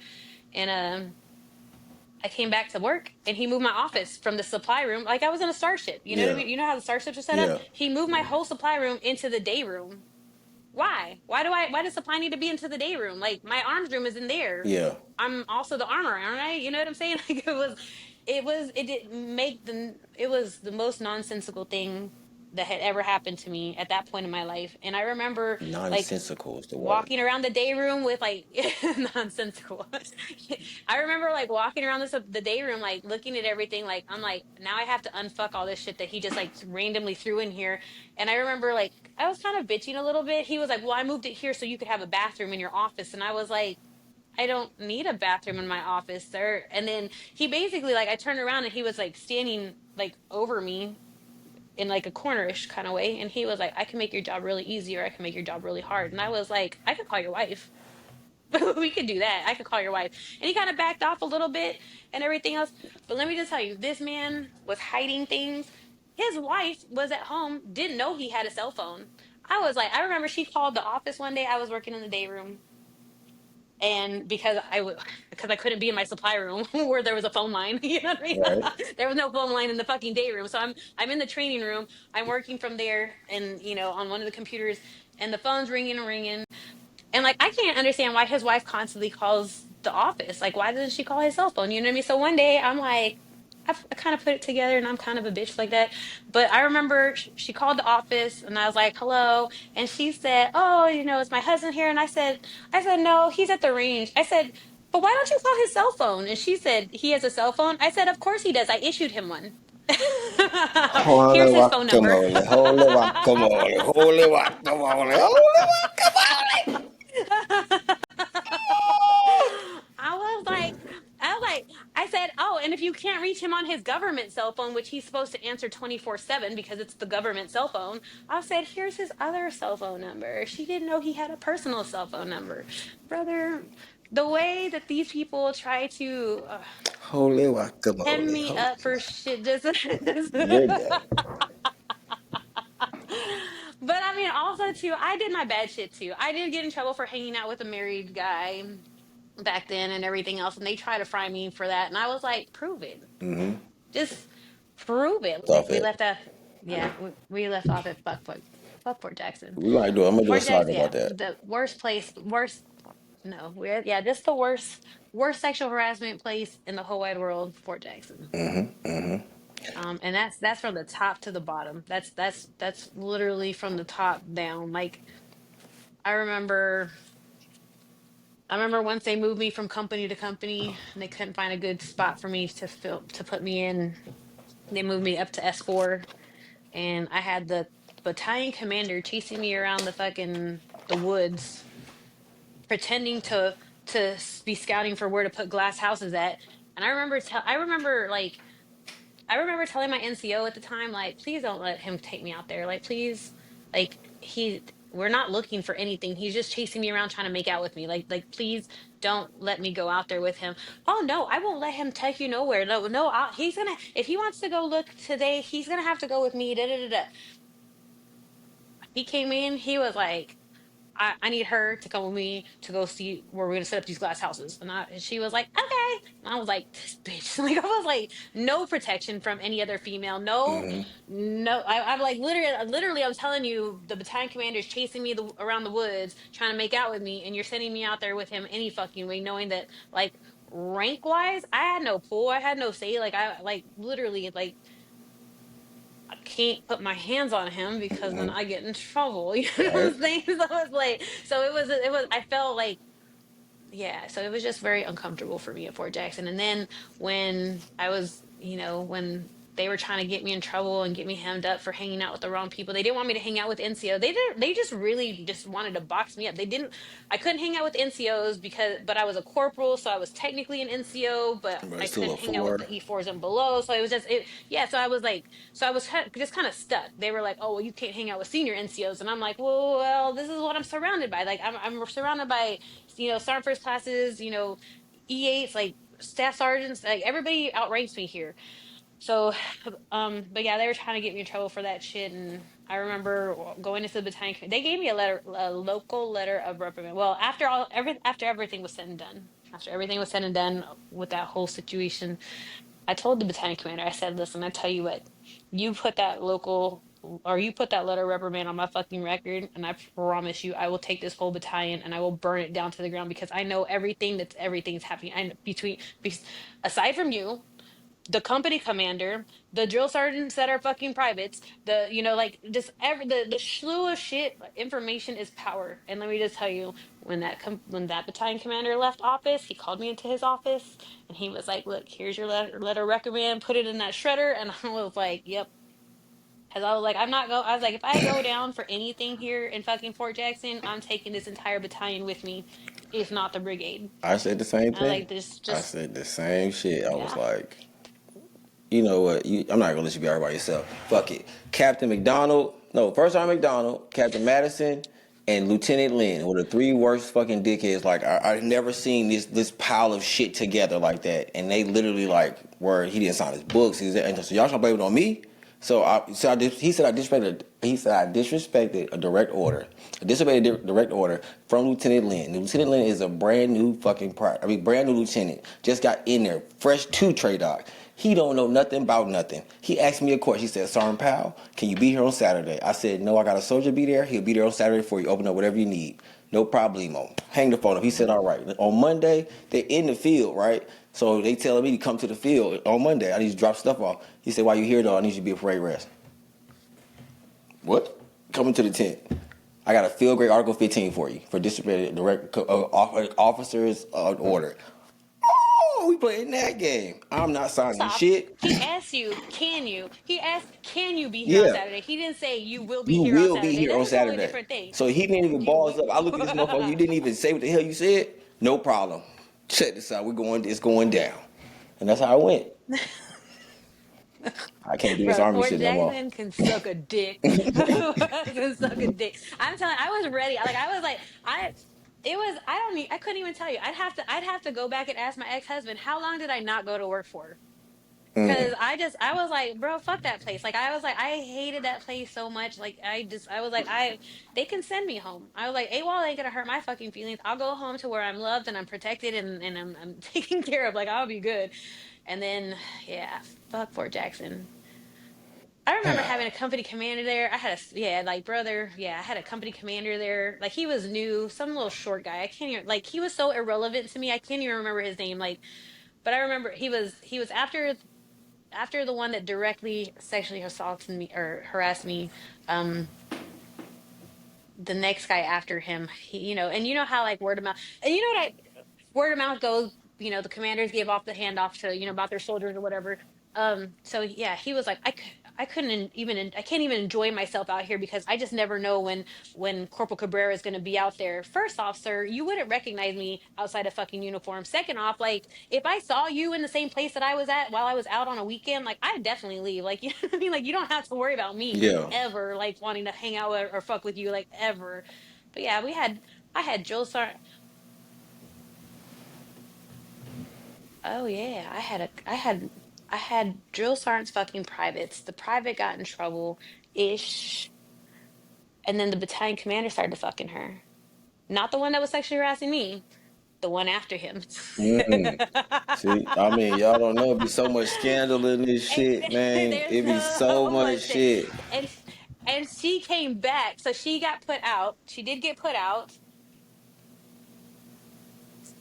And then she came back for her drill sergeant buddy that that they were hooking up with, but he was married with kids, and she came back thinking he was gonna leave his wife for her, and then obviously he didn't.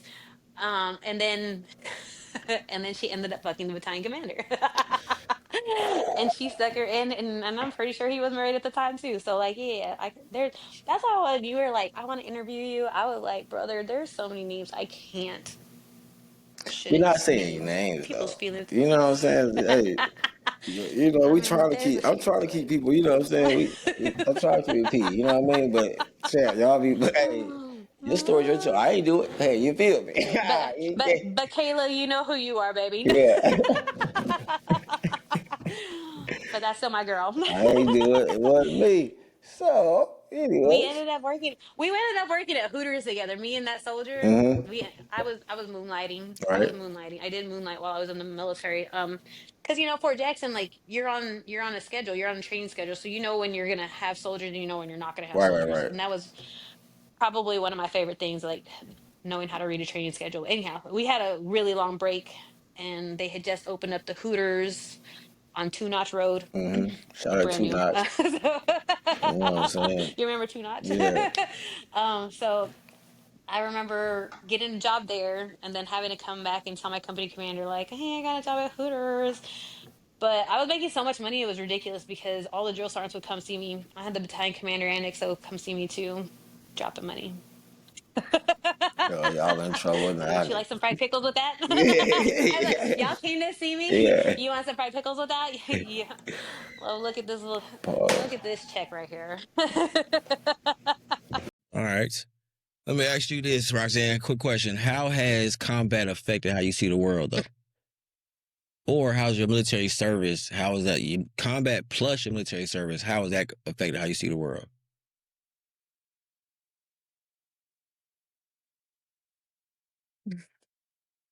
I came back different for sure. In the sense that I think that I put up so many walls to like protect myself while I was in Mm-hmm. combat and in the military, to be honest with you, but like in combat specifically. Coming back from Afghanistan, there were two incidents. I guess, yeah, there was two physical incidences that like kind of. I'm not as puggy as I used to be. Like I look back at pictures and like remember like my girls coming to lay down with me all the time and like snuggle with me and this and that and the other. And then, but I know that when I came back from Afghanistan, like being in a crowd or being too many people touching me, like I don't like people being too close in my bubble. Like, why are you in my bubble? Why are you in my space? I didn't trust people after that. I had nightmares every once in a while. I have nightmares just walking through the role, just because you remember that first suicide bomber we Mm-hmm. had. The first one, having to Yeah. collect our down guys stuff like that was hard, and like walking through the role after that shit happened, like seeing everybody that was There and not there. And it was, yeah. in there, in the trauma, you know what I mean, like in the trauma, like there was blood everywhere. There was the nightmare that I still had, like this guy with like half a head, or at least from the bandages or how his head was wrapped up. Like he wasn't one of our guys, he was definitely an Afghan soldier, but he was calling for his mom and like half of his head was missing. Like it was crazy. Like, and I still have nightmares from that, just the blood, the smell, and then, emotionally, I had locked so much down, just like, because it's hard, you don't want to break in front of all the dudes. You don't want to seem Mm-hmm. weak. And I think that was really a real big thing for me in the military. Like I didn't want to seem weak emotionally, at least. Like if you saw tears, it was because I was ready to blow. Like I was ready to put my hands on you if you saw tears running down my face. But like, collecting items from a dead body and having to inventory, his personal belongings and finding the letter from his child to him was, it makes me look at the world now and it's like all of these ungrateful fucking people that don't know what people sacrificed. And like we were pawns, you know what I mean? I understand that. I understand that as soldiers we were pawns in, these politicians' wars and everything else, and these political games and their political gains and all that other stuff. But like the stuff that people cry about here, the stuff that people whine about here, like, bro, you don't know. You don't understand. You'll never fear the way, like, people talk about how dangerous America is and how, oh, I wouldn't do this, I wouldn't do that, brother. As a female in Afghanistan, you you couldn't do shit. You know what I mean? I was not only just as a soldier not being able to do anything, but even around the Afghan soldiers, you know what I mean? It was like you kind of had a target on your back everywhere you went. Like you weren't safe anywhere. So, like I even now my peace is priority to me. I will cut anybody off that disturbs my peace. This is my sanctuary. So if you disturb my sanctuary, I cut people off real easy. They don't understand. Like and I'm a nice person. Like I feel like I give everybody the benefit of the doubt. Um, I don't. I give everybody the benefit of the doubt, but I don't trust everybody off the rip. You know what I mean? So I also noticed that I'm not as nurturing and loving. I'm like very tough love because I'm like, I want to prepare my children for the world. Like the world isn't kind. The world isn't gonna bend over backwards, to meet your needs. You either fight for it or or you get left behind. So so I think that my military time has changed me in the sense that like I'm not going to complain about dumb stuff. I won't complain about dumb stuff, especially like my Mm-hmm. job now. But I can tell you that I look at my leadership like y'all don't know what the fuck leadership is. You're a salaried manager. You get paid no matter what, whether you show up to work or not. Why the fuck aren't you answering the phone when somebody texts you? When one of your employees is asking you a question and you're not responding, Mm-hmm. like you're a piece of Right. shit. That's my personal opinion. I don't know. So like I feel like a veteran knows a veteran. Like I can sniff them. Like we're very veteran dominant here in Mm-hmm. Tampa, which is nice. But like the people who have never served, people who have never been in a true, genuine leadership position, people who just think they take their job title and that's I'm like, brother, you don't know the first thing about starting from the bottom and working your way up to your Mm-hmm. position at all. I agree. No, I don't know. I think you it's just one of those like I don't know. Like I love my family, but I also hold everybody at a distance because everybody at some point we lose everybody at some point. That's very true. And yeah. So it's just I don't know. I feel like um I've seen some stuff since I've been out of the military. I've seen other people retire around me. I've seen grown men lose their purpose. I've seen, I've I seen like that. people who come out of the military and just don't know what the fuck to do with their lives anymore. And they need somebody to tell them what to do. And they look for that. But like, I think for me, because I was able to witness that as I was on my way to transition out of the military and I saw how people were like falling apart basically, or they were retiring and falling apart. I just chose not to stop moving once I got out. Like that was, I think I was on, I was retired for 30 days and then I got a job, jumped into the workforce and I didn't care what it was. I just needed to do something. But also too, when I retired, um, I thought that I would take longer to once I retired, I thought that I would take a longer time off or a longer break or whatever, but my grandfather passed away and he was pretty much like my dad. Like, I mean, I have a father and everything else, but my grandfather raised me and gave me a lot of my core values and everything else and just kind of taught me to be the person that I am. So a month after I retired and he passed away at the end of the month, I just kind of rather than spiral in a bad way, I threw myself into work. I threw myself into what I did best, like put my head down and put my one foot in front of the other and just kept on moving forward. So the army has taught me to never lay down. You know what I mean? Never stop moving forward Mm-hmm. constantly. So it's kind of at its pros and cons. Obviously my for a hot minute there, my kids were like, "We don't hardly ever see you." And now that I've changed up my schedule, changed up my job, and everything else, now they're like, "Why are we here?"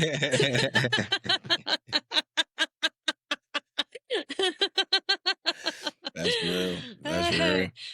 All right. Yeah. All right. If you could tell your younger self anything before you deploy, what would it be?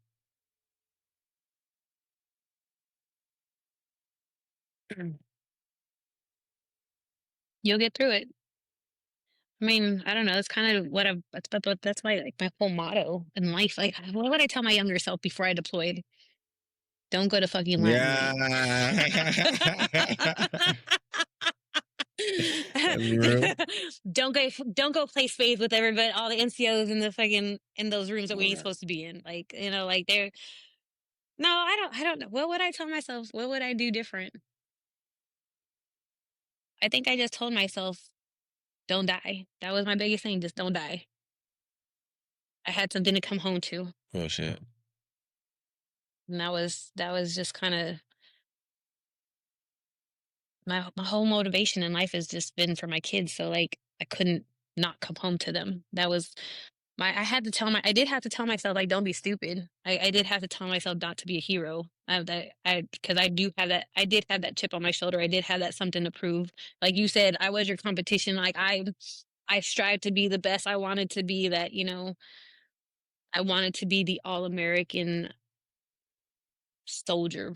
You know what I mean? I wanted to be my grandpa used to tell me all the time you should have been born a boy because I was, rough and tough and wanted to be with the boys. I wanted to do all the cool boy things and everything else, but God bless me with the mind of a man but the body of a woman. So, just so I used it to my advantage, you know what I'm Alright. saying? I'm like, oh look, I don't need your fucking help, and then I'd be like, oh, can you Yeah, help that me with this? motherfucker. I So, what was the don't know. best care package you ever got? Hmm. Rob Gordon. Rob Gordon sent me the best fucking care packages ever. And this is a man I'd never met before, but we had been chatting it up since back in Army Online, AKO, Army Knowledge Online. Do you remember that AKO, AKO? Do you AKO, I remember remember AKO? that. Yeah. Do you remember? Do you Yeah, remember yeah, yeah, AKO? yeah, Yeah, yeah. Like yeah. I had to think about what. So, do you remember AKO? AKO used to have chat rooms Okay. where you could like Okay. chat with people. So I met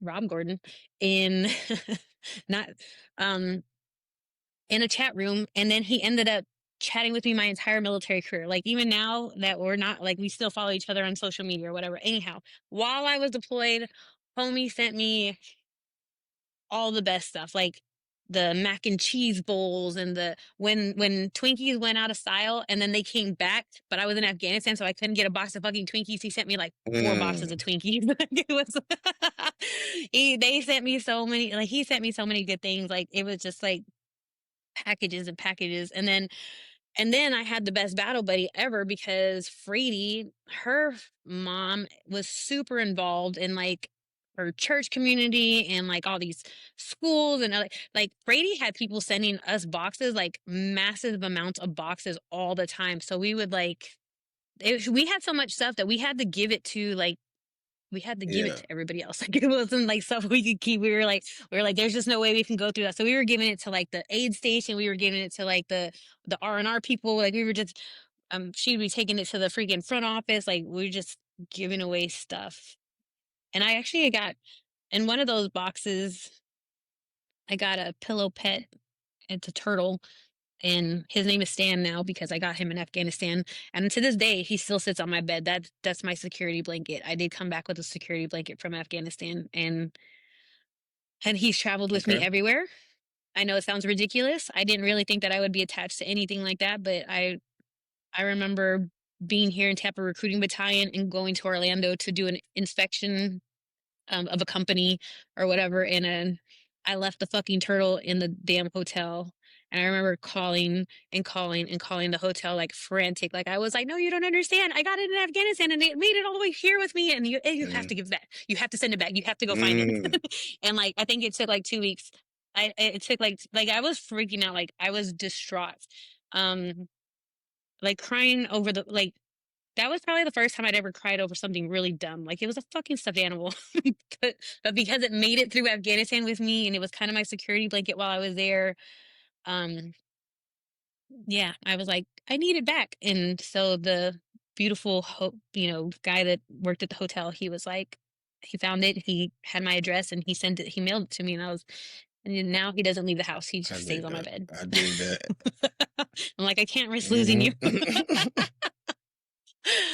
How retarded is that though? Like how retarded is that? Like just it's a fucking stuffed animal that I got in Afghanistan.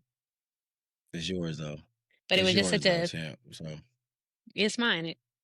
Right. It's just such a crazy piece. Like it just really was crazy. We were in a different country, fucking teaching a whole nother country how to use right. our gear. And then they ran from it. Then they ran from us. Like they when the shit got real, we left. They ran. Moving on though. We'll get back to that. You know. Did we'll come back to that. We'll come back to that because I don't like don't get me started on us leaving Yeah. all our shit over there. Oh yeah, we'll get to that. We'll get to that. What is one thing left on your bucket list? How about that? Oh, I'm knocking off my bucket list. I'm knocking things off my bucket list now. My biggest thing on my bucket list, because I was stateside the entire time I was in the military, was to travel, has Mhm. been to travel. So I actually um just last year, you know, hitting up different countries, going I, went to Costa Rica, went to London, went to Morocco, we were in Marrakesh, we were in Sevilla, Spain, and Mallorca, Spain, like just traveling, just moving, seeing everything, like not taking life or the freedoms to move around or this country for granted. Like going to Chicago for my birthday, like just traveling has been like my biggest bucket list thing that I'm doing. Okay, that's what's up. I like to travel my damn self. I'm not telling y'all I be at, but I be places. I be everywhere y'all say y'all be at. That's what I'm gonna say. All these places y'all be naming, be the You want to way. see where I'm at and watch Yeah, my yeah. stories. Wait, tell you more. I'll be there after it's done. Moving on, though. Okay, what advice did you give your daughter though before she joined the military? And what advice did you give a young person or somebody considering joining the military? My daughter, I mean, I kind of try to warn her about the sexual harassment. I did. I told her, well, I think I did. I feel like I did. Um, the biggest thing I told her was it's all a mind game. It's just like if you can mentally get through it, physical is not an Mm, issue. Like physically, she was there to join the military. Like I know because while I was in the military, she got to watch me do soldier stuff, and then when I was at the combative fight house in Fort Hood, she got to come watch me train and do stuff like that. And then, so because of all of that stuff, she wanted to do wrestling in high school. So I was a wrestling mom for a little while, and that was fun. And then she, she did wrestling in Washington while we were up there. And when she joined the military, so like if we would run together, we would do like 5Ks together and everything else. Like my daughter was physically ready to go. in shape, like so that was Okay. not an issue at all. But mentally, what my fear was always mental with her. Like it was just like mentally, just don't let these people break Okay. you. And because we raise our kids better than us. You know what I mean? And our kids, I don't know about you, but I know that my daughters didn't grow up the way I grew up. All right. So Somebody told me the other day, I was talking to my homeboy. He said, I can say this about my son. I ain't see everybody kids. My son is not as bad as I was growing up. He is not nowhere near the same type of villain I was, okay? But he is more house bad than I was. You know what I'm saying? He might not be outside the house bad, but inside the house, a lot of tuning up we gotta do. You feel me? Yeah. That's what I mean by yeah, that. no, for real. No, I 100% agree with that because like my kids did not grow up in the streets the way I did, like at all. Like me and my brother, we were Outside, outside. yeah. We were always out. But like, yeah, so like, Would you do anything differently? yes. I respect that. Yes, I would have. I would have definitely I would have I wouldn't have been afraid to get promoted. I felt like because of how when I came in versus the amount of deployments everybody else got. Like I said, I came in right after September 11th, got swapped out for an NCO from Sand Hill. You know what I mean? So that was my first deployment, like next. Then I got to Fort Carson. Fort Carson, we were supposed to be going to Iraq. Um, I did like the 30-day train up, all the doctor's visits and everything else, like ready to go on the manifest and everything. And they pulled me back and they were like, "Oh, you got some medical stuff you got to deal with first." Then I ended up pregnant with my youngest one, so I didn't go to that deployment. And then leaving Fort Hood, well, actually, it was like at the end of my Fort Hood era. My branch manager called me and was like, "What are you gonna do? Are you staying in? Or you getting out?" And I was like, "Oh, my plan is to stay in." He was like, "Okay, well, you need a deployment before they stop." And I said, "Okay." I said, "Well, send me. It's not like I'm not trying to go. It just, shit just keeps happening." He was like, "All right, well, that's when he sent me to Fort Lewis, and that's how I ended up in Afghanistan with y'all." Dang. So, but either way, I I would have not hesitated to get that money. Instead I was like, no, other people are coming back with deployment patches, and no, maybe I should wait. And that's why I didn't go to the E6 board until Afghanistan, because I was like, I felt like, I had so many younger soldiers than me coming back with deployment patches, and I didn't have one. No, because I think if I hadn't been afraid to get promoted, then I probably would have retired Mm. higher ranking, probably. So I don't feel I was afraid to get promoted. It was just more so that I was always busy. So the unit kept making excuses that I need to go to this school or I need to go there. And I wasn't like running to like, oh, I want to go to school anyway. Hell, I didn't go to, let me keep it 10K. Stop. Keep it 10K. Um, See, and I was. I didn't go to the board. I didn't even get the Soldier Month board. I didn't go to NCO. I didn't do none of these boards and shit. None of that stuff. And I still got my 5. And I was going to get my 6. But they said they gave it to you. So, you know what I'm saying? No, I'm playing. But it was like, did you get map report on They your didn't 6 give or it how'd to that me. work when you got your 6? They didn't give it to me. Ooh, I can't remember how you look, guys I like, didn't did you get either. Battlefield promoted at your 6 or did your number come up? No, I went to the board. My number came up, I Yeah, I think think. it was. Pretty sure my number came up. I was maxed out when I went to Afghanistan. I was maxed out on all my shit. Like Okay. I was prepared for when I went to the board. And That's then, what it was. and see, how you're saying that your career, you were constantly in schools and everything else, brother. I had to fight for all of my schoolings. They never wanted me out of the office. That's what Like, I'm saying. I didn't go to they school. never wanted me to leave. Yeah, okay, I didn't go to You none of didn't these go to schools. school? I Okay, just they so kept me at work. They was like, we got this going on. You need you for this. I never went to none of the schools and still got my shit.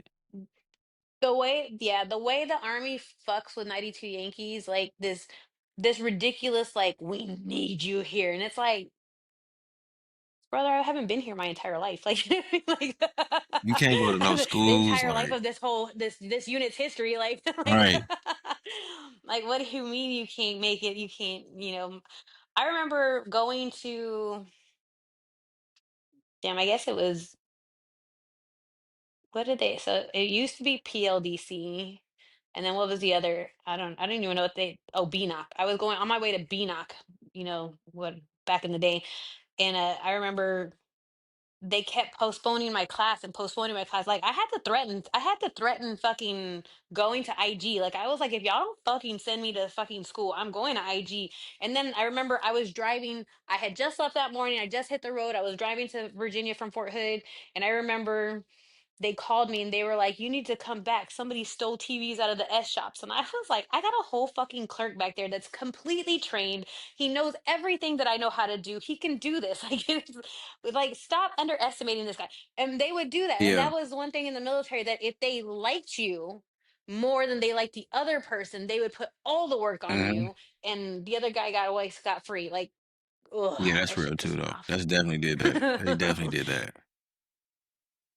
Like, the price of hard work was more work Yeah. in the Yeah, military. it wasn't getting off. It was, oh, he can handle it. Give it to call him. Yeah, like, they could definitely do that. Yeah, brother. With Fort Lewis, I lived in my office. Like, I remember Captain Roman. He was my last commander at Fort Lewis, and I remember he postponed. So we had the change of command inspection. We did for 6 fucking months. He kept postponing it and postponing it. And that was like back when they were trying to add Delta battery to the HHB, but it wasn't completely on our MTO yet, and yada yada. So, like, I had Delta batteries supply hand receipt, I had HHB's hand receipt, and then, battalion's hand receipt or whatever. And then, um, damn, I forgot where I was going with this. My whole brain just disappeared. We was Damn. talking. These motherfuckers, I remember Captain Roman, he's like in the office, and we're doing this change of command. He's restarted the change of command inventory forever. And I remember maybe it wasn't 6 months, it was probably like closer to 3 or 4. But I remember coming home from work one night, it was late, my kids were already asleep in bed. It was like it had to have been after 9 o'clock, because my girls went to bed at 9 o'clock. And because of how the army was with me, my units were with me, my girls were trained. They woke themselves up, they went to bed themselves. Like, I didn't have, like, my kids were on schedule. They were my teeny tiny little soldiers, and they were perfect. And then but I came home from work one night, and I looked into the refrigerator, there was no food in the refrigerator. And I looked in the pantry, there was no food in the pantry. And I like went in and I woke up my oldest daughter and I was like, "What did y'all eat tonight?" And she was like, "Oh, I think it was probably Shay or Tunisia, one of the two. One of my soldiers brought them pizza." But I was like, I remember like saying, "Okay, as long as y'all ate." And then I went to the kitchen and I remember crying because I was like, man, I've been so wrapped up in this stupid fucking change of command that I didn't realize that the girls were out of food in the house. Like literally Wow. everything was gone. And like, so the next day I came into work and I told Captain Roman, I was like, "Listen, sir, no matter what happens today, I've got to leave early. Like, I have two soldiers here in the supply room. They can help you out with the rest, for the rest of today or whatever. But I have to go home early." And you know what he said? He said, "Doesn't your oldest one have her license?" And I was like, "Yeah, she's got a car." And he said, "Well, why don't you just send her to go get groceries?" I was like, "Because it's not her fucking job, sir. Like, it's my fucking responsibility. I'm the goddamn parent. Like, I was livid. I was fucking livid. Like I was like, the army didn't fucking issue me a wife. Like you got a fucking wife at home. Like I had to do this on myself. I had to be a mom and a fucking soldier. You know, like it was crazy. Like I was like the audacity of that fucking man. That man too. I remember he really thought like. He really thought if he kept postponing the fucking change of command inventory, it would force the issue of me having to go to NTC with him. And I kept telling him, I'm not going to NTC. I'm not going to NTC with you. And he was like, "Yes, you are. Yes, you are." Da da da. Nah, as soon as I turned in that change of command flipple, I went straight to the brigade commander and I was like, "Sir, my change of command is over." He said, "Okay, I'll see you in my formation in the morning." I said, "Sure will." And that's why I didn't get any kind of farewell, nothing. I didn't get nothing. Like Captain Roman just let me straight go. Like he didn't, no Ooh, farewell formation, let's talk about no, that. no farewell Let's talk award, about no, that. like he did, they just, See, I let's feel like talk about that because fuck that it's a motherfucker. fucked up situation where I feel like where like so a lot of supply like I didn't get my guide on, right? I didn't get my farewell. And I put in massive amounts of work for 137. We put in hours Massive amount. when these motherfuckers are going home. Yeah, when they're going home and they're going to go fuck their wives and go fucking drink with their buddies and everything else. We were still in the fucking Yeah. office late hours, fucking early hours. Like we were there all the fucking time. And these bitches want to fucking not give us your without us, y'all motherfuckers are paying for all this shit, bitch. Yeah, I'm saying, And we're not yeah, losing it. you They ain't losing the shit. You are. fucking it up. So I think I'm a little salty. I don't got my Oh, yeah. 137 flag. I'm a little salty. Wasn't no farewell. Wasn't no like, hey, you know what I'm saying, pal, and other shit like that. A tad bit. But I mean, long as the commander that was there don't get his, I'm cool if I don't get mine. You know what I mean? You remember who I had a commander. No, you know what? I don't know what happened to that dude after I left, but let me just it was Captain Yamauchi who he had went up to he was at post level. He had deployed with the headquarters. And then he came back. When he found out that they didn't do anything for me, he sent him and Lieutenant Geber sent me like a farewell. Like they sent me like the round and the flag. And I mean, it wasn't like a guide on or nothing, but it was just like, but I was like, at least E for effort, but like it wasn't y'all's responsibility. Y'all weren't even in our unit anymore. You know what I mean? Like, but the fact that they had to go out of their way because the shitty ass commander was mad that I didn't go to NTC with him as his supply sergeant. Like, bro, grow the fuck up. Like that shit was it was so petty. I hated that place so much. Every 9 months fucking changing commanders. Like they don't understand the stress that they put us in. And all the commanders I can let's see. Captain Abel. Shout out to Captain Abel. Good guy. Shout out to Captain Abel. I He's a love great him. guy. He ruined vanilla smell for me so bad. He Afghanistan and vanilla air freshener. All right, so actually, people, you kind of touched on it a little earlier, but do you feel like we won the war? What war? Solid question. Let's go with the one you fought in, one in 2012. Shit, let's go with that one. Like that the overall the Iraqi freedom, 2012 they were enduring freedom, whatever the fuck name they called it. Hell, OIF 1 through 12s, and are they free? they're not free. Brother, we didn't do they're not free. They're not free. They don't want to be All right. free. Um they want to live the life that they live. We just invaded for no fucking reason. And if you look back at that documentary that they did after that whole 20 years of fucking war that we did, like my entire military career was at war. Mhm. And like when I retired and we like that whole like the fury inside my soul of us leaving all of our equipment as a 92 Yankee, I was infuriated. Yeah. I've never had something political bring me to tears before. But leaving all that equipment, knowing the blood, sweat, and tears, the people that lost their rank, the people that lost money, the people that lost their time, the people that lost time with their family, people that lost their families, all of that shit that we did out there for nothing, just to leave all that shit behind, millions and millions of dollars. Why the fuck do we do change of command? Why do we do flipples if we just dropped thousands and millions, not thousands, millions of Yeah. dollars worth of equipment in a fucking country that to use against us at some point later on in life? You know what I'm saying? Like, it just, I don't know. We didn't win shit. We did what we were told. We played army. That's what we did. I am, and then That's real. it's hard to say that, but it's real. That's an honest statement. We did all of that. Like the invasion after 9/11, 100% valid. Go, they fucked us up. We go in and we fuck them up worse. That's how it should have been done. And then we should have been done. It should have been done and over Hmm. with. Did they help us rebuild anything? Why did we say to help them rebuild anything? What Did did we? they, Yeah. yeah, like, so no. Yeah, so like I think that the United States Army or the United States has given a lot of excuses to be the big bad brother, which is cool. Like, we are who we are. There's a reason why we are the way we are, but we sacrificed and we lost a lot of lives, both to the physical war and the mental war. Mm. And that sucks. You know what I mean? Because, like, honestly, my greatest loss from Afghanistan was Schlecht. Mm. Do you remember Schlecht from Yeah. F1? Oh yeah. I to me, it was like the fact that we lost such a good-hearted Yeah. kid He was a good artist. Yeah. for Oh, no that's no. reason, That's real. because he felt like, yeah, it was just, he was a good-hearted kid. Like, and then we lost other people too, but like we lost more to suicide than we did in war, or at least for maybe at least for us. Well, at least for me specifically, I lost more to um the suicides than anything else. I dig that. Alrighty. What in your life brings you the most joy in your life at this time of your life? How about that?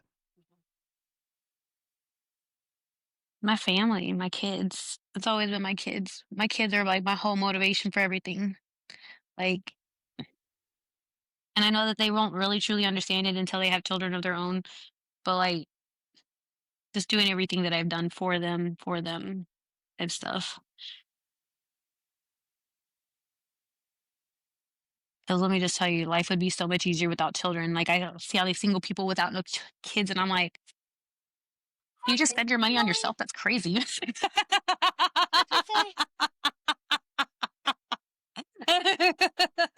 That's wild. Right. Because Like, I wouldn't know what that's like at right. all. You ain't got to worry about nobody else. Stop, son. Right, that's weird. You ain't gotta worry about if they've eaten or not today. Hmm. No, but my kids are my motivation for everything. Like, I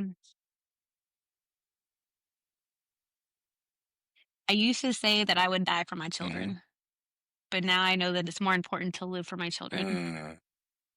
Mm. And that's and even more so now that I'm about to be a grandmother for my first time ever. Like, I'm super stoked about telling my grandkids like stories, about what I did.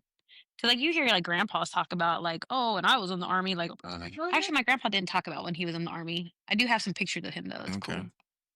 cool. But, Yeah, yeah, you can say that as a grandma. You be like one of the first generation of grandmas is like, was about that life like that. Actually deployed and stuff. Yeah, yeah, that's different. That's different. it that is different. A little bit. All right. Yeah, so I just wanna be a grandma now. That's That's next. my next goal in life, is just to be the coolest grandma ever, and hopefully my grandchildren love me as much as I love my grandparents, so Let me ask you this then. Let me ask you, who was your best battle buddy in your military service? Nina Blackman, Sergeant First Class type, Mm-hmm. now retired Now type. retired type. Yeah. She was my battle she is my battle buddy to this day. She's my ride or die. She's my sister from another mister. Like, honestly, and this is my battle Mm-hmm. buddy, right? So my battle buddy, NCO to NCO, we would laugh, cry, bitch, complain, strategize together. And honestly, yeah, she was my best battle buddy as far as battle buddies go. Okay. Who was your best soldier? Oh, you're gonna get people to fight me. I tell my best soldier is hands down. I tell you, he's outdid all y'all. Private See, Hatch, Lawrence Hatch was the best soldier I ever mentored and came up and he outranked me. He did amazing. I'm so proud of that guy. Still am. Now, who's yours though? You want to do a Mount Rushmore to make it feel better, or you just gonna call one name? I'm just saying. no, no, no. I can't even call him out. I can't even call him out like that. Like, because honestly, like they all had their strengths in their own ways, and that's just, that's just they all had their strengths in their own ways. But if I can say that the one that's I've all my other soldiers have gotten out though, so I've only got two that are still left in the Mm-hmm. game, and Shay is killing it. She's killing it. Okay. Like, you know what I mean? I'm so proud of her. Um, but Tanasia and I had a bond that I could just like look at her and we just knew like we could look at each other's eyes and we already knew what the other one wanted, needed, and we were there and she was my gal. Like, and then when I got Shay and Tanasia in my office at the same time, brother, we were unstoppable. Um so that's it was, I don't know, it's hard because all my soldiers are meant something different to me. They were all came to me in different phases of my life. You know what I mean? Like I had my first soldier, Brian Carr. Let me just tell you, I'd never dealt with a drunk soldier before in my Mm-hmm. life. And the fact that I had to pick up that he was my first hard lesson. You know what I mean? Like my very first hard lesson. Like I had the option to leave this boy where he was or go pick him up in the middle of the night and bring him back to his barracks. I went and picked him up in the middle of the night, brought him back to his barracks. If you've never had to shower a grown man that's drunk and can't stand up on his own, Mm-hmm. let me just tell you it's difficult. Got him dressed for PT because we had to go to PT. Like he was so fucked up and it was so close to formation time that like I was like, brother, you can't sleep now. Like this is not the time to sleep. Had to dress him in freaking his PTs, got him downstairs. We weren't gonna get in trouble, yada yada. And when it was graduation day, so I made him stay awake the entire day with me. And I was like, I prom and afterwards, his biggest lesson was like, I've never drank again since, Mm-hmm. he's like, I've never drank during the duty week ever. He was like, I saved that shit for Friday or Saturday. He said, but Sunday I'm sober. Then there was Bear. She was my party girl. She was fun, but I wouldn't say we were very impactful. And then there was Traboulet, Jivon Traboulet. One of my favorite stories to tell about like having soldiers is this he we used to call Traboulet trouble because this boy was forever in trouble. As soon as he got to the unit, him and his wife went through a divorce. Then he was like marrying a stripper, and then it was like, like that Joe shit that Joes do all the fucking time. Like he was broke, he needed a loan, he needed, like all of that shit. Like Traboulet was trouble. Um, and I remember we had a counseling packet like this thick on him, and my commander and first sergeant wanted to put him out so bad. They were like, send him home. Let's get rid of him. Da, da, da. You got enough on him. And I was like, give me one more shot. Just give me one more shot because, like, this is my record. We're having to pull Yeah. here. So I remember sitting him across the desk from me. We're having our one-on-one conversation, our counseling, and I showed him his personal information. I said, "Is this your mother?" He said, "Yes." I said, "Is this your mother's phone number?" He said, "Yes." And I was like, "Okay." Got on the phone, boop, boop, boop, boop, boop, boop. And I told her, I was like, Mrs. Travelade, this is, at the time, I was Sergeant George. This is Sergeant George. I was like, I'm calling. I have your son here in the office with me. And let me just tell you, the commander and first sergeant want to send him home back to you. And I just wanted to know how you felt about that. And she was like, is he sitting in the office right now? And I said, yes, ma'am. He's right across from me. He can hear you. You're on speaker. She said, Jivon, you don't have a home to come back home to. You're a grown ass man. You need to get your shit together. And let me just tell you, I never had any problems out of Jivon ever again. That's good shit. Like, I had to call the boy's mother. Right. That's wild, though. I had to call his mother. That's why I gotta call a motherfucker mama. But he was good after that. Then Krista came along, and she was so fun. Still love her to death. We still keep in contact. She's still in the military, so she's still doing very well. Her and her family and her wife and kids and everything else that they got going on. And then, um, yeah, and then I got to Fort Lewis, and I got Tunisia. And Tunisia, that's my boo thing right there. I was really sad that she did not want to become an NCO. I was really sad. Like I was like, baby, you just gotta show up. Like they know us here. Yeah. Like they know everything that you're capable of doing. You don't have to do nothing. You just show up to the fucking the board. And she was like, nope, nope, nope, nope, nope. And she got out, and I was like, damn.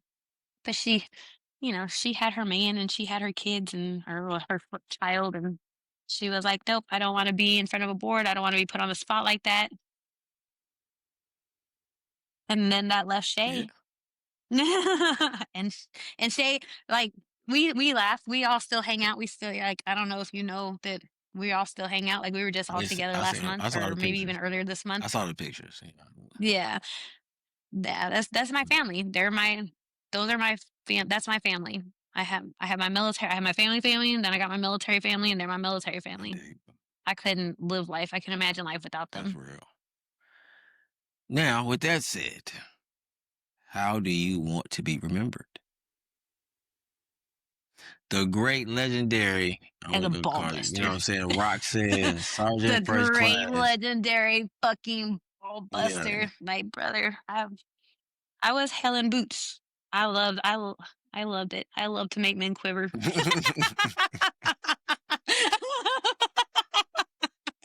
I love to make men cringe like, "Oh god, what does she need Mhm. now? What does she want now? What do I gotta sign now?" Like, uh,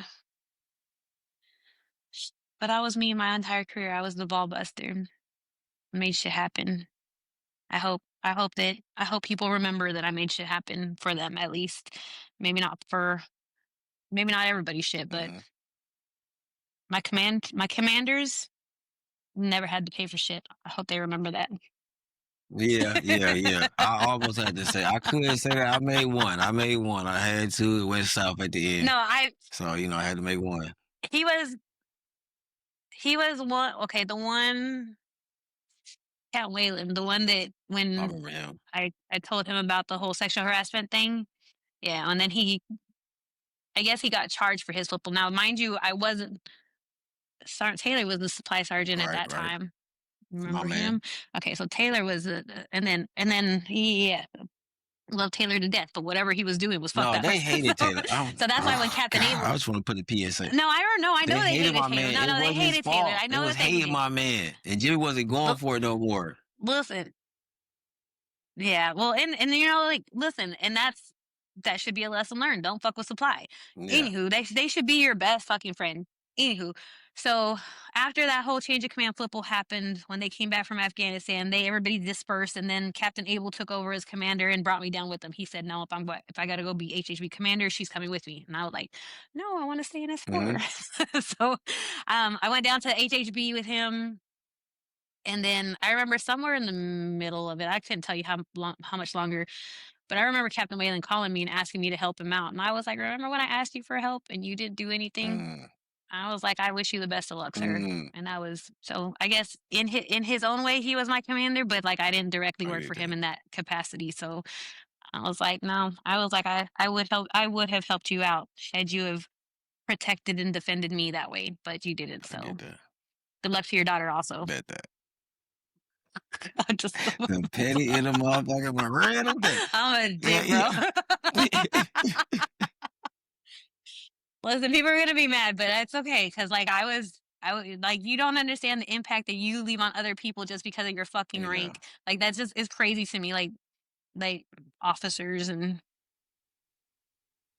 life and life and yeah. Yeah, but I hope they remember me that I was a ball buster. I hope they remember that I was scary. I hope that's one thing that I hope they were as scared somebody who a little competed bit. against you, I want to give you a flowers, champ. You were highly respected. You was combative level 2. You was a fighter. You was a winner. You knew your shit, and you were like my only, like I can say, respectable, like competition. You didn't sleep your way up. There was no rumors about you about that. Like, you were honest fucking, you know what I'm saying, legit competition. So I just want to tell you, man, you were super dope. And yeah, and I think I did win that last, like, we had that supply class, whatever that last supply wasn't that ranking. I don't know who got it, but I think we did. I think Alpha got it. You know, it's a lot of politics how y'all kept staying up You, there with you us, might but have. you know, I thought it was some bullshit, but I ain't hating still. I appreciate you, homie. I want you to, hey, I enjoy life. I'm so glad you stopped by. I really am appreciative of everything. I know it takes a little time to get this together, but Thanks for inviting me. hey, I'm honored to serve with you, G, and I mean, thank you again. So with that said, salute, Troop. I appreciate you. Dang, how you fucking salute? Love Let me you. stop you Peace. right there. Let me stop you right there. No, hold Yeah, up. salute, chap. There you go. There you go. All right, homie. Good day, good night. Combat Crawl out. All right. We did good, yo. We did good. Yeah, We did good, yo, for real. I hope Yeah, so. we did. That's a wrap on today's episode. Thank you for tuning in to Combat Carl Show. Make sure you like, subscribe, and share with someone who needs to hear this. For more updates and content, you can follow us on all social media platforms at the Combat Carl Show. Until next time, watch your six, keep grinding, and never let the world forget who the hell you are. Combat Carl out.